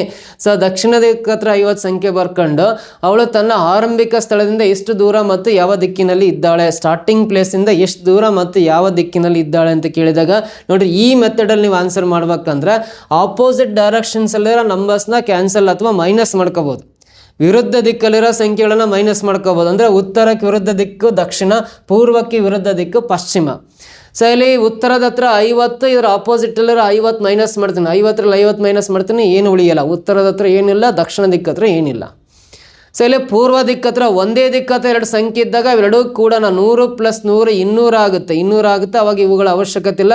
ಇದರ ಆಪೋಸಿಟ್ ಡೈರೆಕ್ಷನಲ್ಲಿ ಯಾವ ನಂಬರು ಇಲ್ಲ ಅಂದರೆ ಈ ಒಂದೇ ಸಂಖ್ಯೆ ಉಳ್ಕೊಂಡಿರೋದ್ರಿಂದ ಇದೇ ಸಂಖ್ಯೆನೇ ಆನ್ಸರ್. ಅವಳು ಮನೆಯಿಂದ 200 ಮೀಟ್ರ್ ದೂರ ಇದ್ದಾಳೆ ಅಂತ. ಮನೆಯಿಂದ 200 ಮೀಟ್ರ್ ದೂರ ಇದ್ದಾಳೆ ಅಂದರೆ 200 ಮೀಟ್ರ್ ಇರೋದು ಆಪ್ಷನ್ ಬಿ ನಲ್ಲಿ ಮಾತ್ರ ಇದೇ ಕರೆಕ್ಟ್ ಆನ್ಸರ್. ಯಾವ ದಿಕ್ಕಿಗಿದ್ದಾಳೆ ಅಂದರೆ ಇದು ನೋಡ್ರಿ, ಇದು ಯಾವ ದಿಕ್ಕತ್ರ ಸಂಖ್ಯೆ ಉಳ್ಕೊಂಡಿದೆ, ಪೂರ್ವ ದಿಕ್ಕತ್ರ ಸಂಖ್ಯೆ ಉಳ್ಕೊಂಡಿರೋದ್ರಿಂದ ಮನೆಯಿಂದ 200 ಮೀಟ್ರ್ ದೂರದಲ್ಲಿ ಪೂರ್ವ ದಿಕ್ಕಿಗಿದ್ದಾಳೆ ಅಂತ ಅರ್ಥ. ಸೊ ಇಲ್ಲಿ ಈಸ್ಟ್ ಡೈರೆಕ್ಷನ್ ಅಂತ ಇದೆಯಲ್ಲ, ಇದೇ ಕರೆಕ್ಟ್ ಆನ್ಸರ್. ಮನೆಯಿಂದ 200 ಮೀಟರ್ ದೂರದಲ್ಲಿ ಪೂರ್ವ ದಿಕ್ಕಿನ ಕಡೆಗಿದ್ದಾಳೆ ಅನ್ನೋದು 100% correct answer. Option B is the right answer ಅಂತ ಈ ರೀತಿ ಸಿಂಪಲ್ ಆಗಿ ಕ್ವಶನ್ನ ಬಿಡಿಸ್ತೀವಿ. ನೆಕ್ಸ್ಟ್ ಕ್ವಶನ್ ಬನ್ನಿ. 8 persons, 4 ladies, Anjali, Bharati, Kashmira and Manpreet, and 4 gentlemen, Amit, Farhan, George and Samir, are sitting around a circular table facing each other. The following conditions hold ಅಂತ ನೋಡಿ. 4 ಜನ ಹುಡುಗಿಯರು 4 ಜನ ಹುಡುಗರು ಒಂದು ಸರ್ಕ್ಯುಲರ್ ಟೇಬಲ್ ಸುತ್ತ ಕುತ್ಕೊಂಡಿದ್ದಾರೆ. ಯಾರ್ಯಾರು ಯಾವ ಥರ ಕುತ್ಕೊಂಡಿರೋ ಅಂತ ಕಂಡೀಷನ್ಸ್ ಇದೆ. ಬೇಕಾದ್ರೆ ಕನ್ನಡದಲ್ಲಿ ಇದೆ, ಕನ್ನಡದಲ್ಲೂ ಬೇಕಾದ್ರೆ ಓದ್ಕೊಂಡು ಆನ್ಸರ್ ಮಾಡ್ಬೋದು. 8 ಜನರು, ಅದರಲ್ಲಿ 4 ಹೆಂಗಸರು, ಅಂಜಲಿ, ಭಾರತಿ, ಕಾಶ್ಮೀರ ಮತ್ತು ಮನ್ಪ್ರೀತ್ ಅಂತ, ಮತ್ತು 4 ಪುರುಷರು, ಅಮಿತ್, ಫರಾನ್, ಜಾರ್ಜ್ ಮತ್ತು ಸಮೀರ್ ಅಂತ 4 ಜನ ಪುರುಷರು ಇದ್ದಾರೆ. ಪರಸ್ಪರ ಎದುರಾಗಿ ವೃತ್ತಾಕಾರದ ಮೇಜಿನ ಸುತ್ತಲೂ ಕುಳಿತಿದ್ದಾರೆ ಅಂತಿದೆ.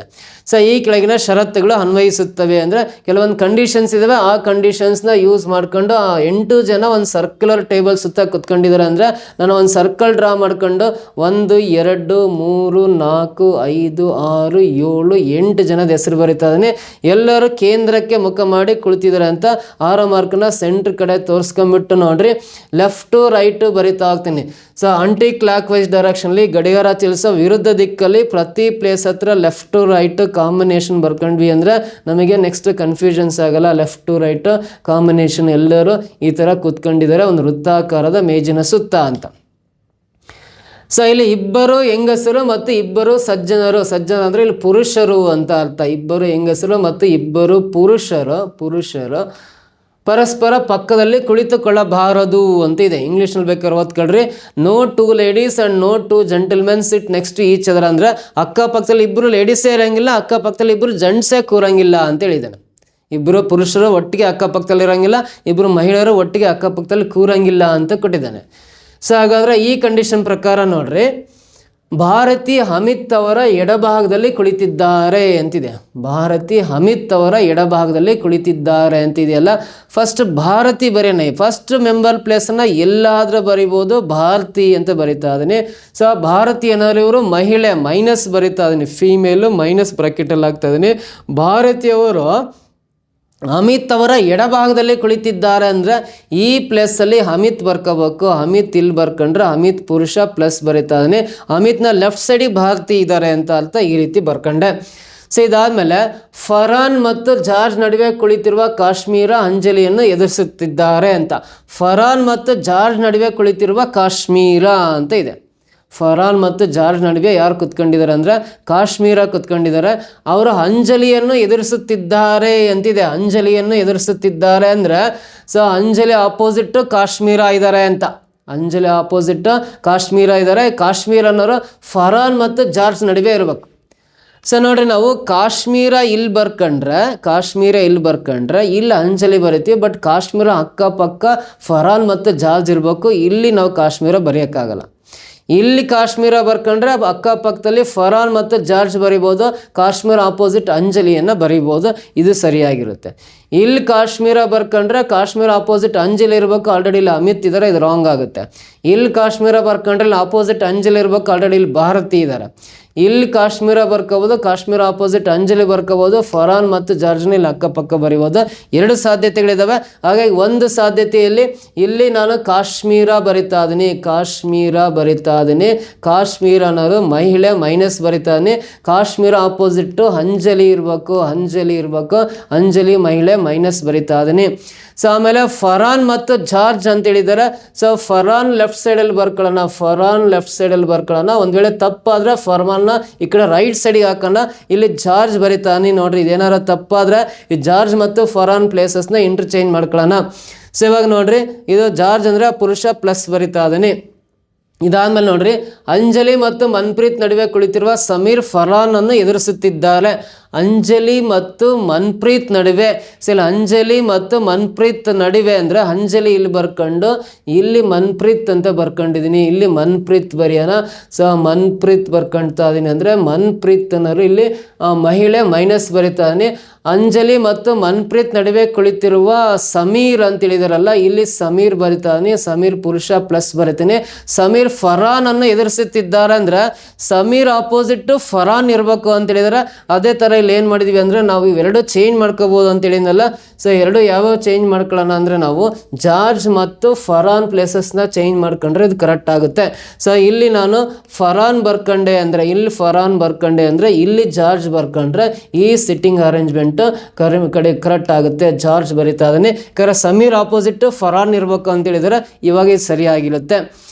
ಸೊ ಮತ್ತು ಮನ್ಪ್ರೀತ್ ಅವರ ಎಡಭಾಗದಲ್ಲಿ ಯಾರು ಕುಳಿತಿದ್ದಾರೆ ಅಂತ ಪ್ರಶ್ನೆ ಕೇಳಿದಾನೆ. ಮನ್ಪ್ರೀತ್ ಇಲ್ಲಿದ್ದಾರಲ್ಲ, ಇವ್ರು ಮನ್ಪ್ರೀತ್ನ ಎಡಭಾಗದಲ್ಲಿ ಯಾರು ಕುತ್ಕೊಂಡಿದ್ದಾರೆ ಅಂತ ಕೇಳಿದರೆ ಮನ್ಪ್ರೀತ್ ಲೆಫ್ಟ್ ಸೈಡಲ್ಲಿ ಸಮೀರ್ ಕುತ್ಕೊಂಡಿದ್ದಾರೆ. ಸಮೀರ್ ಅನ್ನೋದು ಆಪ್ಷನ್ ಸೆಕೆಂಡ್ ಒನ್ನಲ್ಲಿದೆ. This is the right answer. ಈ ರೀತಿ ಈ ಕ್ವಶನ್ಗೆ ಆನ್ಸರ್ ಮಾಡ್ಬೋದು. ಆ ಕಂಡೀಷನ್ ಪ್ರಕಾರ ನೋಡ್ರಿ, ಇಲ್ಲಿ ಮಹಿಳೆ ಇದ್ದಾರೆ ಅಂದರೆ ಪುರುಷ ಯಾರಿಬ್ಬರು ಪುರುಷರು ಅಕ್ಕಪಕ್ಕದಲ್ಲಿಲ್ಲ, ಯಾವುದೇ ಇಬ್ಬರು ಮಹಿಳೆಯರು ಅಕ್ಕಪಕ್ಕದಲ್ಲಿ ಕುಳಿತುಕೊಂಡಿಲ್ಲ. ಅವ್ರ ಕಂಡೀಷನ್ ಪ್ರಕಾರ ಕರೆಕ್ಟ್ ಇದೆ. ಮನ್ಪ್ರೀತ್ನ ಲೆಫ್ಟ್ ಸೈಡಲ್ಲಿ ಯಾರಿದ್ದಾರೆ, ಸಮೀರ್ ಇದ್ದಾರೆ. ಸೆಕೆಂಡ್ ಆಪ್ಷನ್ ಕರೆಕ್ಟ್ ಇದಕ್ಕೆ. ಕ್ಲಿಯರಾ? ನೆಕ್ಸ್ಟ್ ಕ್ವಶನ್ ಬರೋಣ. So A less than of equal to B greater than ಇದೆಯಲ್ಲ, ಇದು ಇನ್ಇಕ್ವಾಲಿಟೀಸ್ ಅಂತ ಕರಿತೀವಿ. 2 ಸೆಂಟೆನ್ಸಸ್ ಕೊಟ್ಟಿದ್ದಾನೆ. ಈ 2 ಸೆಂಟೆನ್ಸಸ್ ಕೊಟ್ಟು which of the following conclusion is definitely false ಅಂದರೆ ಇಲ್ಲಿ ತಪ್ಪಾಗಿರೋ ಒಂದು ಸ್ಟೇಟ್ಮೆಂಟ್ ಯಾವುದು ಅಂತ ಕೇಳಿದ್ದಾನೆ.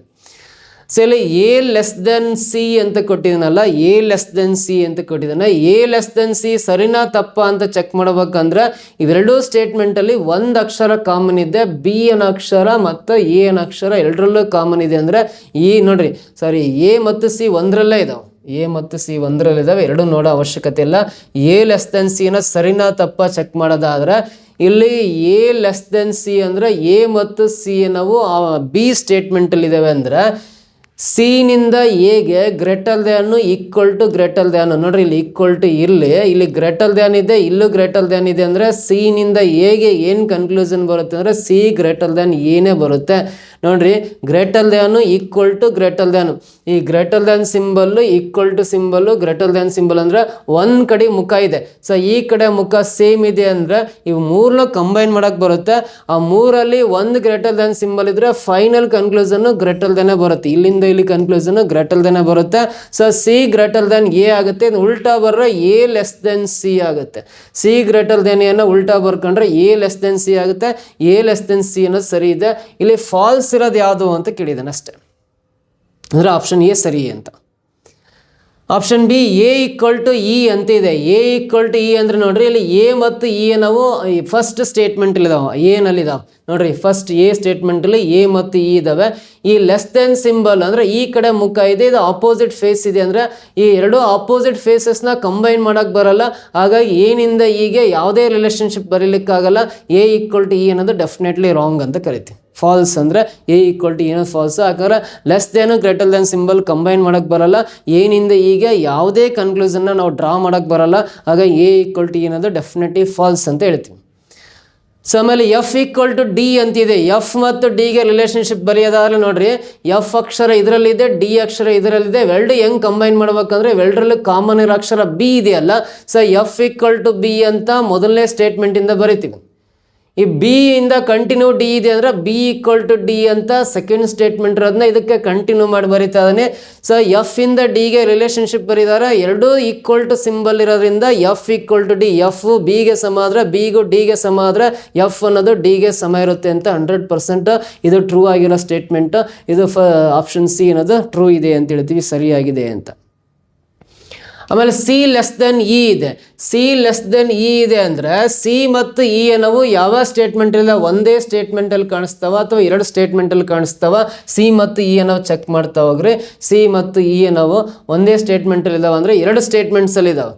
ಇಲ್ಲಿ ಸಿ ಗ್ರೇಟರ್ ದೆನ್ ಬಿ ಅನ್ನೋದನ್ನ ಬಿ ಸ್ಟೇಟ್ಮೆಂಟಿಂದ ಬರೆಯೋಣ, ಸಿ ಗ್ರೇಟರ್ ದೆನ್ ಬಿ ಅಂತ. ಬಿನಿಂದ ಕಂಟಿನ್ಯೂಸ್ ಆಗಿ ಇಲ್ಲಿ ಇ ಇದೆ ಅಂದರೆ ಬಿ ಗ್ರೇಟರ್ ದೆನ್ ಇ ಅಂತ ಮೊದಲನೇ ಸ್ಟೇಟ್ಮೆಂಟಿಂದ ಬರ್ಕೊಂಡ್ರೆ, ಸಿಯಿಂದ ಇಗೆ ನೋಡ್ರಿ, ಇಲ್ಲೂ ಗ್ರೇಟರ್ ದೆನ್ ಇದೆ, ಇಲ್ಲೂ ಗ್ರೇಟರ್ ದೆನ್ ಇದೆ ಅಂದರೆ ಸಿ ಗ್ರೇಟರ್ ದೆನ್ ಇ ಆಗುತ್ತೆ, ಸಿ ಗ್ರೇಟರ್ ದೆನ್ ಇ ಬರುತ್ತೆ. ಸೊ ಇಲ್ಲಿ ಸಿ ಗ್ರೇಟರ್ ದೆನ್ ಇ ಇಲ್ಲ, ಸಿ ಲೆಸ್ ದೆನ್ ಇ ಇದೆ ಅಂದರೆ ಇದು ಕೂಡ ಡೆಫಿನೆಟ್ಲಿ ಫಾಲ್ಸ್ ಅಂತ ಕರಿತೀವಿ. ನೋಡಿರಿ, ಈ ಕ್ವಶನಿಗೆ ಮಾತ್ರ 100% ನಿಮಗೆ ಗ್ರೇಸ್ ಮಾರ್ಕ್ಸ್ ಸಿಗುತ್ತೆ ಈ ಎಕ್ಸಾಮ್ ಅಟೆಂಡ್ ಮಾಡಿದವ್ರಿಗೆ. ಯಾಕಂದರೆ ಬಿನೂ ಡೆಫಿನೆಟ್ಲಿ ಫಾಲ್ಸ್ ಆಗುತ್ತೆ, ಡಿನೂ ಡೆಫಿನೆಟ್ಲಿ ಫಾಲ್ಸ್ ಆಗುತ್ತೆ. ನೀವು ಆನ್ಸರಲ್ಲಿ ಬಿ ಹಾಕಿ ಬಂದರೂ ಸರಿನೇ, ಡಿ ಹಾಕಿ ಬಂದರೂ ಸರಿನೇ. ಬೇಕಾದ್ರೆ ನೀವು ಅಬ್ಜೆಕ್ಷನ್ ಹಾಕ್ಬೋದು ಈ ಕ್ವಶನ್ಗೆ, ನಿಮಗೆ ಗ್ರೇಸ್ ಮಾರ್ಕ್ಸ್ ಸಿಗೋ ಚಾನ್ಸಸ್ ಇರುತ್ತೆ ಅದಕ್ಕೆ. ನೆಕ್ಸ್ಟ್ ಪ್ರಶ್ನೆ ಬರೋಣ. Select the number that will replace the question mark in the following series ಅಂತ ಇದೆ. ಈ ಕೊಟ್ಟಿರೋ ನಂಬರ್ ಸೀರೀಸಲ್ಲಿ ಕ್ವಶನ್ ಮಾರ್ಕ್ ಪ್ಲೇಸಲ್ಲಿ ಯಾವ ನಂಬರ್ ಬರುತ್ತೆ ಅಂತ ಕಂಡುಹಿಡಿಬೇಕು. ಇದು ನಂಬರ್ ಸೀರೀಸ್. ಈ ನೋಡಿದ ತಕ್ಷಣ ಒಂದು ಪ್ರಾಪರ್ ಐಡಿಯಾ ಬರುತ್ತೆ. ಏನು ಪ್ರಾಪರ್ ಐಡಿಯಾ ಬರುತ್ತೆ ಅಂದರೆ, ಇವೆಲ್ಲ ಯಾವ ಥರ ನಂಬರ್ಸು ಅಂತ ಐಡೆಂಟಿಫೈ ಮಾಡ್ತಾ ಬರೋದಾದ್ರೆ, ಈ 2ನ ನಾವು 1 ಕ್ಯೂಬ್ ಪ್ಲಸ್ 1 ಅಂತ ಬರಿತೀವಿ. 1 ಕ್ಯೂಬ್ ಅಂದರೆ 1 ಪ್ಲಸ್ 1 ಅಂದರೆ 2 ಆಗುತ್ತೆ. 9ಅನ್ನು 2 ಕ್ಯೂಬ್ ಪ್ಲಸ್ 1 ಬರಿತೀನಿ, 2 ಕ್ಯೂಬ್ ಅಂದರೆ 8 ಪ್ಲಸ್ 1 9 ಆಗುತ್ತೆ, ಇಲ್ಲಿ 9 ಇದೆ. 28ಅನ್ನು 3 ಕ್ಯೂಬ್ ಪ್ಲಸ್ 1 ಬರಿತೀನಿ, 3 ಕ್ಯೂಬ್ ಅಂದರೆ 27 ಪ್ಲಸ್ 1 28 ಆಗುತ್ತೆ. 65ನ 4 ಕ್ಯೂಬ್ ಪ್ಲಸ್ 1 ಬರಿತೀನಿ, 4 ಕ್ಯೂಬ್ ಅಂದರೆ 64 ಪ್ಲಸ್ 1 ಅಂದರೆ 65 ಆಗುತ್ತೆ. ಸೊ ಇಲ್ಲಿ 1 cube plus 1, 2 cube plus 1, 3 cube plus 1, 4 cube plus 1, ಇಲ್ಲಿ 5 ಕ್ಯೂಬ್ ಪ್ಲಸ್ 1 ಬರ್ತೀನಿ. 5 ಕ್ಯೂಬ್ ಅಂದರೆ 125 ಪ್ಲಸ್ 1 ಅಂದರೆ 126 ಆಗುತ್ತೆ. 126 ಅನ್ನೋದು ಆಪ್ಷನ್ ಸಿ ನಲ್ಲಿದೆ. This is the answer. Clear ಆಗ್ತಾಯ್ತಾ? Next, 5 friends P, Q, R, S and T are sitting in a row facing north. P is seated at the left end, Q is to the right of R but to the left of S. T is not seated at either end, who is sitting in the middle ಅಂತ ಇದೆ. ನೋಡ್ರಿ, 5 ಜನ ಸ್ನೇಹಿತರು ಒಂದು ಸಾಲಲ್ಲಿ ಕುತ್ಕೊಂಡಿದ್ದಾರೆ. 1 2 3 4 5 ಜನ. ಎಲ್ಲರೂ ಉತ್ತರಕ್ಕೆ ನಾರ್ತ್ಗೆ ಈ ಥರ ಫೇಸ್ ಮಾಡಿದ್ದಾರೆ ಅಂತ ಹೇಳಿದ್ದಾನೆ. ಎಲ್ಲರೂ ನಾರ್ತಿಗೆ ಫೇಸ್ ಮಾಡಿದ್ದಾರೆ ಅಂತ ಕೊಟ್ಟಿದ್ದಾನೆ. ನಾರ್ತಿಗೆ ಫೇಸ್ ಮಾಡಿದಾಗ ಇದು ನಿಮ್ಮ ಲೆಫ್ಟ್ ಹ್ಯಾಂಡ್ ಎಲ್ ಬರಿಬೇಕು, ಇದು ರೈಟ್ ಹ್ಯಾಂಡ್ ಆರ್ ಬರಿಬೇಕು. ಲೆಫ್ಟ್ ರೈಟ್ ಕಾಂಬಿನೇಷನ್ನ ಪ್ರತಿ ಪ್ಲೇಸ್ ಹತ್ರ ಬರ್ಕೋಬೇಕು. ಲೆಫ್ಟ್ ರೈಟ್ ಕಾಂಬಿನೇಷನ್ ಬರ್ಕೊಂಡು, ಸೊ ಇವಾಗ ಓದಿ ಮುಂದಕ್ಕೆ. ಪಿ ಎಡ ತುದಿಯಲ್ಲಿ ಕುಳಿತಿದ್ದಾನೆ ಅಂತಿದೆ. ಪಿ ಲೆಫ್ಟ್ ಎಂಡಲ್ಲಿ ಕುಳಿತಿದ್ದಾನೆ, ಎಡ ತುದಿಯಲ್ಲಿ ಕುಳಿತಿದ್ದಾನೆ, ಇಲ್ಲಿ ಪಿ ಬರಿತೀನಿ. ಕ್ಯೂ ಆರ್ನ ಬಲಭಾಗದಲ್ಲಿದ್ದಾನೆ ಅಂತಿದೆ. ಕ್ಯೂ ಅನ್ನು ಆರ್ನ ರೈಟ್ ಸೈಡಿಗಿದ್ದಾನೆ ಅಂತೇಳಿದರೆ, ಬಟ್ ಇಲ್ಲಿ ಎಲ್ಲಿ ಬರಿಬೇಕು? ಕ್ಯೂನ ಆರ್ನ ರೈಟ್ ಸೈಡಿಗೆ ಅಂತ ಬರಲಿಕ್ಕಾಗಲ್ಲ, ಅದಾಗೆ ಇರಲಿ. ಆದರೆ ಎಸ್ನ ಎಡಭಾಗದಲ್ಲಿದ್ದಾನೆ ಅಂತ ಕೊಟ್ಟಿದ್ದಾರೆ. ಟಿ ಎರಡೂ ತುದಿಗಳಲ್ಲಿ ಕುಳಿತಿಲ್ಲ. ಟಿ ಈ ಎಡ್ಜಲ್ಲಾಗಲಿ ಅಥವಾ ಈ ಎಡ್ಜಲ್ಲಾಗಿ ಕುತ್ಕೊಂಡಿಲ್ಲ ಅಂತೇಳಿದ್ದಾರೆ. ಸೊ ಹಾಗಾದರೆ ನೋಡ್ರಿ, ಇಲ್ಲಿ Q is to the right of R ಅಂತಿದೆ. Q is to the right of R. Q ಅನ್ನು ಆರ್ನ ರೈಟ್ ಸೈಡಿಗೆ ಇರಬೇಕು, but to the left of S ಅಂತಿದೆ ಅಂದರೆ, ಸೊ ನೋಡ್ರಿ, ಎಸ್ನ ಇಲ್ಲಿ ಬರ್ಕೊಂಡೆ ಅಂದರೆ ಕ್ಯೂ ಅನ್ನು ಆರ್ನ ಬಲಭಾಗದಲ್ಲಿ, ಎಸ್ನ ಎಡಭಾಗದಲ್ಲಿ. ಎಸ್ನ ಲೆಫ್ಟ್ ಸೈಡಿಗೆ ಕ್ಯೂ ಇರಬೇಕು, ಆರ್ನ ರೈಟ್ ಸೈಡಿಗೆ ಕ್ಯೂ ಇರಬೇಕು. ನೋಡ್ರಿ, ಕ್ಯೂ ಅನ್ನು ಆರಿಂದ ರೈಟ್ ಸೈಡಿಗಿದ್ದಾನೆ, ಎಸ್ ಇಂದ ಲೆಫ್ಟ್ ಸೈಡಿಗಿದ್ದಾನೆ. ಟಿ ಎಡ್ಜಲ್ಲಿ ಎರಡೂ ತುದಿಗಳಲ್ಲಿ ಕ್ಯೂ ಕುಳಿತಿಲ್ಲ ಅಂದರೆ ಕ್ಯೂನ ಇಲ್ಲಿ ಮಧ್ಯದಲ್ಲಿ ಬರ್ಕೊಂಡ್ರೆ ಮುಗೀತು. ಟೀನ ಟಿ ಎರಡೂ ತುದಿಗಳಲ್ಲಿ ಕುಳಿತ್ಕೊಂಡಿಲ್ಲ ಅಂದರೆ ಇಲ್ಲಿ ಬರ್ಕೋಬೇಕಾಗತ್ತೆ ಟೀನ. ಸೊ ಹಾಗಾದರೆ ಇದು ಕರೆಕ್ಟ್ ಆಗುತ್ತೆ. ನಾವೆಲ್ಲ ಇಲ್ಲಿ ಕ್ಯೂ ಹಾಕೊಂಡು ಬಂದರೆ ಟಿ ಈ ಕಡೆ ಎಡ್ಜಿ ಬಂದುಬಿಡ್ತಾನೆ, ಅದು ರಾಂಗ್ ಆಗುತ್ತೆ. 5 ಜನ ಒಂದು ಸಾಲಲ್ಲಿ ಈ ರೀತಿ ಕುತ್ಕೊಂಡಿದ್ದಾರೆ. ಸೊ ಇಲ್ಲ, who is sitting in the middle ಅಂದರೆ ಯಾರು ಮಧ್ಯದಲ್ಲಿ ಕುತ್ಕೊಂಡಿದ್ದಾರೆ ಅಂದರೆ, ಈ ಸಾಲಲ್ಲಿ ಮಧ್ಯದಲ್ಲಿ ಕುತ್ಕೊಂಡಿರೋ ಆರ್ ಅನ್ನೋದು ಈ ಸಾಲಿನ ಮಧ್ಯದಲ್ಲಿ ಕುತ್ಕೊಂಡಿದ್ದಾನೆ. ಆಪ್ಷನ್ ಡಿ ನಲ್ಲಿದೆ ನೋಡ್ರಿ, ಇದು correct answer. R is the right answer. ಓಕೆನಾ? ನೆಕ್ಸ್ಟ್ ಕ್ವಶನ್ ಬರೋಣ. Select the letter cluster that can replace the question mark in the following series. ಇಲ್ಲಿ ಲೆಟರ್ ಸೀರೀಸ್ ಇದೆ, ಇಲ್ಲಿ ಕ್ವಶನ್ ಮಾರ್ಕ್ ಪ್ಲೇಸಲ್ಲಿ ಯಾವ ಅಕ್ಷರಗಳು ಬರ್ತವೆ ಅಂತ ಕಂಡುಹಿಡಿಬೇಕು.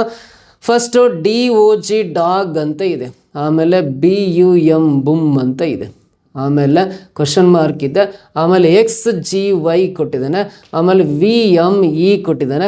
ಈ ಕ್ವಶನ್ ಮಾರ್ಕ್ ಪ್ಲೇಸಲ್ಲಿ ಯಾವ ಅಕ್ಷರಗಳ ಒಂದು ಗುಂಪು ಬರುತ್ತೆ ಅಂತ ಕೇಳಿದ್ದಾನೆ. ಸೊ ಇಲ್ಲಿ ಆಲ್ಫಾಬೆಟ್ಸ್ ಬರ್ಕೊಂಡ್ರೆ ನಮಗೆ ಕ್ಲಾರಿಟಿ ಸಿಗುತ್ತೆ. ಇದಕ್ಕೆ A ಇಂದ Z ತನಕ ಆಲ್ಫಾಬೆಟ್ಸ್ EFGH, ನೆಕ್ಸ್ಟ್ IJKLMNOPQRSTUVWXYZ ಬರ್ಕೊಂಡು. ಸೊ ಇದರಲ್ಲಿ ನೋಡ್ರಿ ಆಲ್ಫಾಬೆಟ್ಸ್ ನೋಡ್ತಾ ಬರ್ರಿ. ಪ್ರತಿಯೊಂದು ಗ್ರೂಪಲ್ಲಿ ಫಸ್ಟ್ ಲೆಟರ್ ನೋಡ್ಕೊಂತ ಬಂದರೆ B ಇರೋ ಅಕ್ಷರ D ಆಗಿದೆ.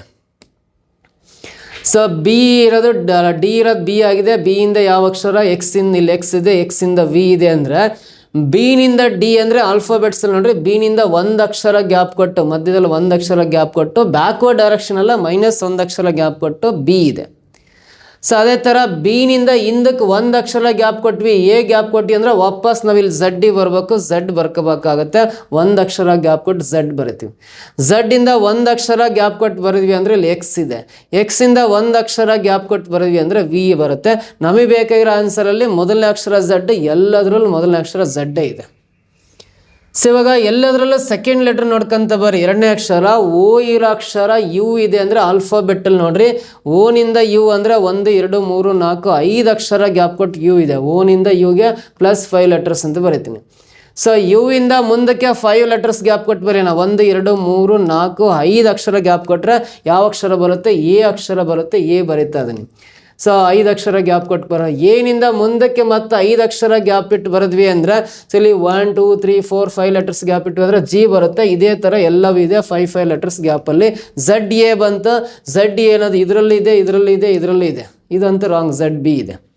ಇವಾಗ ಮೂರನೇ ಅಕ್ಷರ ನೋಡೋಣ. G ಇರೋ ಅಕ್ಷರ M ಇದೆ ಅಂದರೆ ಆಲ್ಫಾಬೆಟ್ಟಲ್ಲಿ G ನಿಂದ ಮುಂದಕ್ಕೆ 1 2 3 4 5 ಅಕ್ಷರ ಗ್ಯಾಪ್ ಕೊಟ್ಟು M ಇದೆ, +5 ಬರ್ತೀನಿ.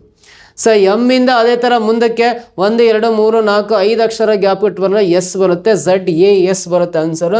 ZAS ಅನ್ನೋದು ಆಪ್ಷನ್ C ನಲ್ಲಿದೆ. This is the answer.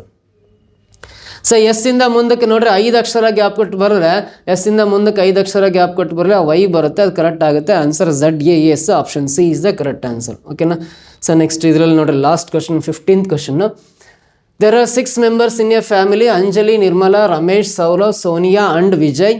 Vijay is the brother of Anjali's husband. Nirmala is Vijay's mother. Sonia is the daughter of Saurav and Anjali and the granddaughter of Ramesh. How is Ramesh most likely related to Vijay from the following options? ಇದು blood relationship ಮೇಲೆ question. ಇನ್ನೊಂದು ಇದೆ ನೋಡ್ರಿ, first question ಮತ್ತು last question ಎರಡೂ blood ರಿಲೇಷನ್ಶಿಪ್ಗೆ ಸಂಬಂಧಪಟ್ಟವು.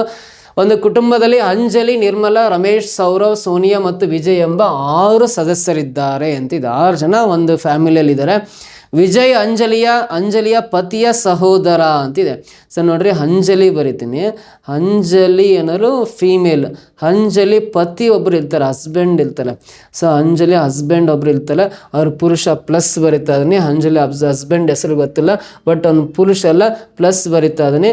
ಈ ಅಂಜಲಿ ಮತ್ತು ಇವರು ಕಪಲ್ಸ್.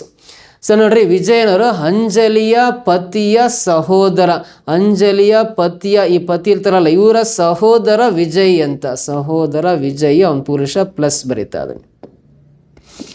ಸೊ ಇದಾದ್ಮೇಲೆ ನೋಡ್ರಿ ಮುಂದಕ್ಕೆ ನಿರ್ಮಲಾ ವಿಜಯ್ ಅವರ ತಾಯಿ ಅಂತ. ವಿಜಯ್ನ ತಾಯಿ ಹೆಸರು ನಿರ್ಮಲಾ ಅಂತ. ನಿರ್ಮಲಾ ಅನ್ನೋರು ವಿಜಯ್ನ ತಾಯಿ, ಮೈನಸ್ ಬರೀತಾ ಇದ್ದಾನೆ. ವಿಜಯ್ಗೆ ತಾಯಿ ನಿರ್ಮಲಾ ಆದಮೇಲೆ ಅಂಜಲಿ ಹಸ್ಬೆಂಡ್ ಇರ್ತಾರಲ್ಲ ಅವರಿಗೂ ಕೂಡ ತಾಯಿ ನಿರ್ಮಲನ ಆಗಿರ್ತಾರೆ. ಯಾಕಂದರೆ ಇವರಿಬ್ಬರು ಸಿಬ್ಲಿಂಗ್ಸ್, ಒಡ ಹುಟ್ಟಿದವರು ಆಗಿರೋದ್ರಿಂದ, ಅಣ್ಣ ತಮ್ಮ ಆಗಿರೋದ್ರಿಂದ ವಿಜಯ್ಗೆ ತಾಯಿ ನಿರ್ಮಲಾ ಆದಮೇಲೆ ಅಂಜಲಿ ಹಸ್ಬೆಂಡ್ ಇರ್ತಾರಲ್ಲ ಅವ್ರ ತಾಯಿ ಕೂಡ ನಿರ್ಮಲನೇ ಆಗಿರ್ತಾರೆ ಅಂತ. ಸೊ ನೆಕ್ಸ್ಟ್ ಸೋನಿಯಾ ಸೌರವ್ ಮತ್ತು ಅಂಜಲಿಯವರ ಮಗಳು ಅಂತ ಇದೆ. ನೋಡ್ರಿ, ಸೋನಿಯಾ ಸೌರವ್ ಮತ್ತು ಅಂಜಲಿಯವರ ಮಗಳು. ಅಂಜಲಿಯವರ ಮಗಳು ಸೋನಿಯಾ, ಮಗಳು ಅಂದರೆ ಫೀಮೇಲ್, ಮೈನಸ್ ಬರಿತಾ ಇದ್ದೀನಿ. ಸೊ ಅಂಜಲಿ ಮತ್ತು ಸೌರವ್ ಅವರ ಮಗಳು ಸೋನಿಯಾ ಆದಮೇಲೆ ಸೌರವ್ ಇಲ್ಲೆಲ್ಲಿ ಬರಿತೀನಿ, ಅಂಜಲಿ ಗಂಡನ ಹೆಸರು ಸೌರವ್ ಅಂತ ಗೊತ್ತಾಯ್ತು, ಇಲ್ಲಿ ಬರೀತೀನಿ ನೋಡ್ರಿ. ಸೋನಿಯಾ ಅನ್ನೋರು ಫೀಮೇಲ್ ಮಹಿಳೆ, ಅಂಜಲಿ ಮತ್ತು ಸೌರವ್ ಅವರ ಮಗಳು ಅಂದಮೇಲೆ ಸೌರವ್ ಇಲ್ಲಿ ಬರಿತಾ ಇದ್ದೀನಿ. ಸೊ ಇಲ್ಲಿ 1 2 3 4 5 ಜನ ಆದರು. ಮತ್ತು ನೋಡ್ರಿ ಈ ಸೋನಿಯಾ ಅನ್ನೋರು ರಮೇಶ್ ಅವರ ಮೊಮ್ಮಗಳು ಅಂತಿದೆ. ರಮೇಶ್ ಅವರ ಮೊಮ್ಮಗಳು ಅಂದರೆ ರಮೇಶ್ನ ಎಲ್ಲಿ ಬರಿತೀನಿ ಅಂದರೆ ಈ ನಿರ್ಮಲಾ ಪಕ್ಕದಲ್ಲಿ ಬರಿತಾ ಇದ್ದಾನೆ. ರಮೇಶ್ನ ನಿರ್ಮಲಾ ಪಕ್ಕದಲ್ಲಿ ಬರಿತಾ ಇದ್ದಾನೆ. ರಮೇಶ್ ಮತ್ತು ನಿರ್ಮಲಾ ಇವರಿಬ್ಬರು ದಂಪತಿಗಳ ಜೋಡಿ. ರಮೇಶ್ ಮತ್ತು ನಿರ್ಮಲಾಗೆ 2 ಮಕ್ಕಳು, ಸೌರವ್ ಮತ್ತು ವಿಜಯ್. ಸೌರವ್ ಮದುವೆ ಮಾಡಿದ್ದಾರೆ, ಅಂಜಲಿ. ಇವರಿಬ್ಬರಿಗೂ ಮಗಳು ಸೋನಿಯಾ ಅಂತ ಗೊತ್ತಾಯ್ತು. ಇದು ವಂಶವೃಕ್ಷ, ಫ್ಯಾಮಿಲಿ ಟ್ರೀ ಆಯಿತು. 6 ಜನ ಕರೆಕ್ಟಾಗಿ ಗೊತ್ತಾದರು. ಸೊ ಇಲ್ಲಿ ಪ್ರಶ್ನೆ ಈ ಕೆಳಗಿನ ಆಯ್ಕೆಗಳಿಂದ ರಮೇಶ್ ವಿಜಯ್ಗೆ ಹೇಗೆ ಸಂಬಂಧ ಹೊಂದಿದ್ದಾನೆ ಅಂತ ಕೇಳಿದ್ದಾರೆ. ಈ ವಿಜಯ್ಗೆ ರಮೇಶ್ ಏನಾಗಬೇಕು ಅಂತ ಕೇಳಿದ್ದಾರೆ. ವಿಜಯ್ಗೆ ರಮೇಶ್ ಏನಾಗ್ತಾರೆ ಅಂದರೆ ತಂದೆ ಆಗ್ತಾರೆ. ಇವ್ರ ತಾಯಿ ಇವ್ರ ತಂದೆ ಆಗ್ತಾರೆ ಅಂದರೆ ಫಾದರ್ ಆಗ್ತಾರೆ. ಫಾದರ್ ಅನ್ನೋದು ಆಪ್ಷನ್ ಸಿ ನಲ್ಲಿದೆ. This is the right answer ಅಂತ ಕರಿತೀವಿ. ಸೊ ಇಲ್ಲಿ ಹೌ ಈಸ್ ರಮೇಶ್ ಈ most likely to Vijay related to Vijay ಅಂದರೆ ವಿಜಯ್ಗೆ ರಮೇಶ್ ಏನಾಗಬೇಕಂದ್ರೆ ತಂದೆ ಆಗಬೇಕು, ಫಾದರ್ ಆಗಬೇಕು. Option C is the correct answer ಆಗುತ್ತೆ. ನೋಡ್ರಿ, ಇದು EMRS Eklavya model residential school notification ರಿಕ್ರೂಟ್ಮೆಂಟಲ್ಲಿ ಅದು PGT ಪೋಸ್ಟ್ ಗ್ರಾಜ್ಯುಯೇಟ್ ಟೀಚರ್ಸ್ಗೆ ನಡೆದಂಥ ಟೈರ್ ಫಸ್ಟ್ ಎಕ್ಸಾಮಲ್ಲಿ ಕೇಳಿರೋ ರೀಸನಿಂಗ್ ಎಬಿಲಿಟಿಯಲ್ಲಿ ಬರ್ತಕ್ಕಂಥ 15 ಕ್ವಶನ್ಸ್ ಈ ಥರ ಇದ್ದು. ಸೊ ನಮಗೆ ಈ ಕ್ಲಾಸ್ ಇಷ್ಟ ಆಗಿದ್ರೆ ಒಂದು ಲೈಕ್ ಮಾಡಿ, ಕಮೆಂಟ್ಸ್ ಬರಲಿ, ನಿಮ್ಮ ಫ್ರೆಂಡ್ಸ್ ಗ್ರೂಪಿಗೆಲ್ಲ ಶೇರ್ ಮಾಡ್ತಾ ಬನ್ನಿ. ನೆಕ್ಸ್ಟ್ ಇದೇ ರಿಕ್ರೂಟ್ಮೆಂಟಿಗೆ ಸಂಬಂಧಪಟ್ಟಂಥ ಅಪ್ಡೇಟ್ಸನ್ನು ನೆಕ್ಸ್ಟ್ ವಿಡಿಯೋದಲ್ಲಿ ಮತ್ತೆ ನಿಮಗೆ ತಿಳಿಸ್ಕೊಡ್ತೀನಿ. Thank you so much.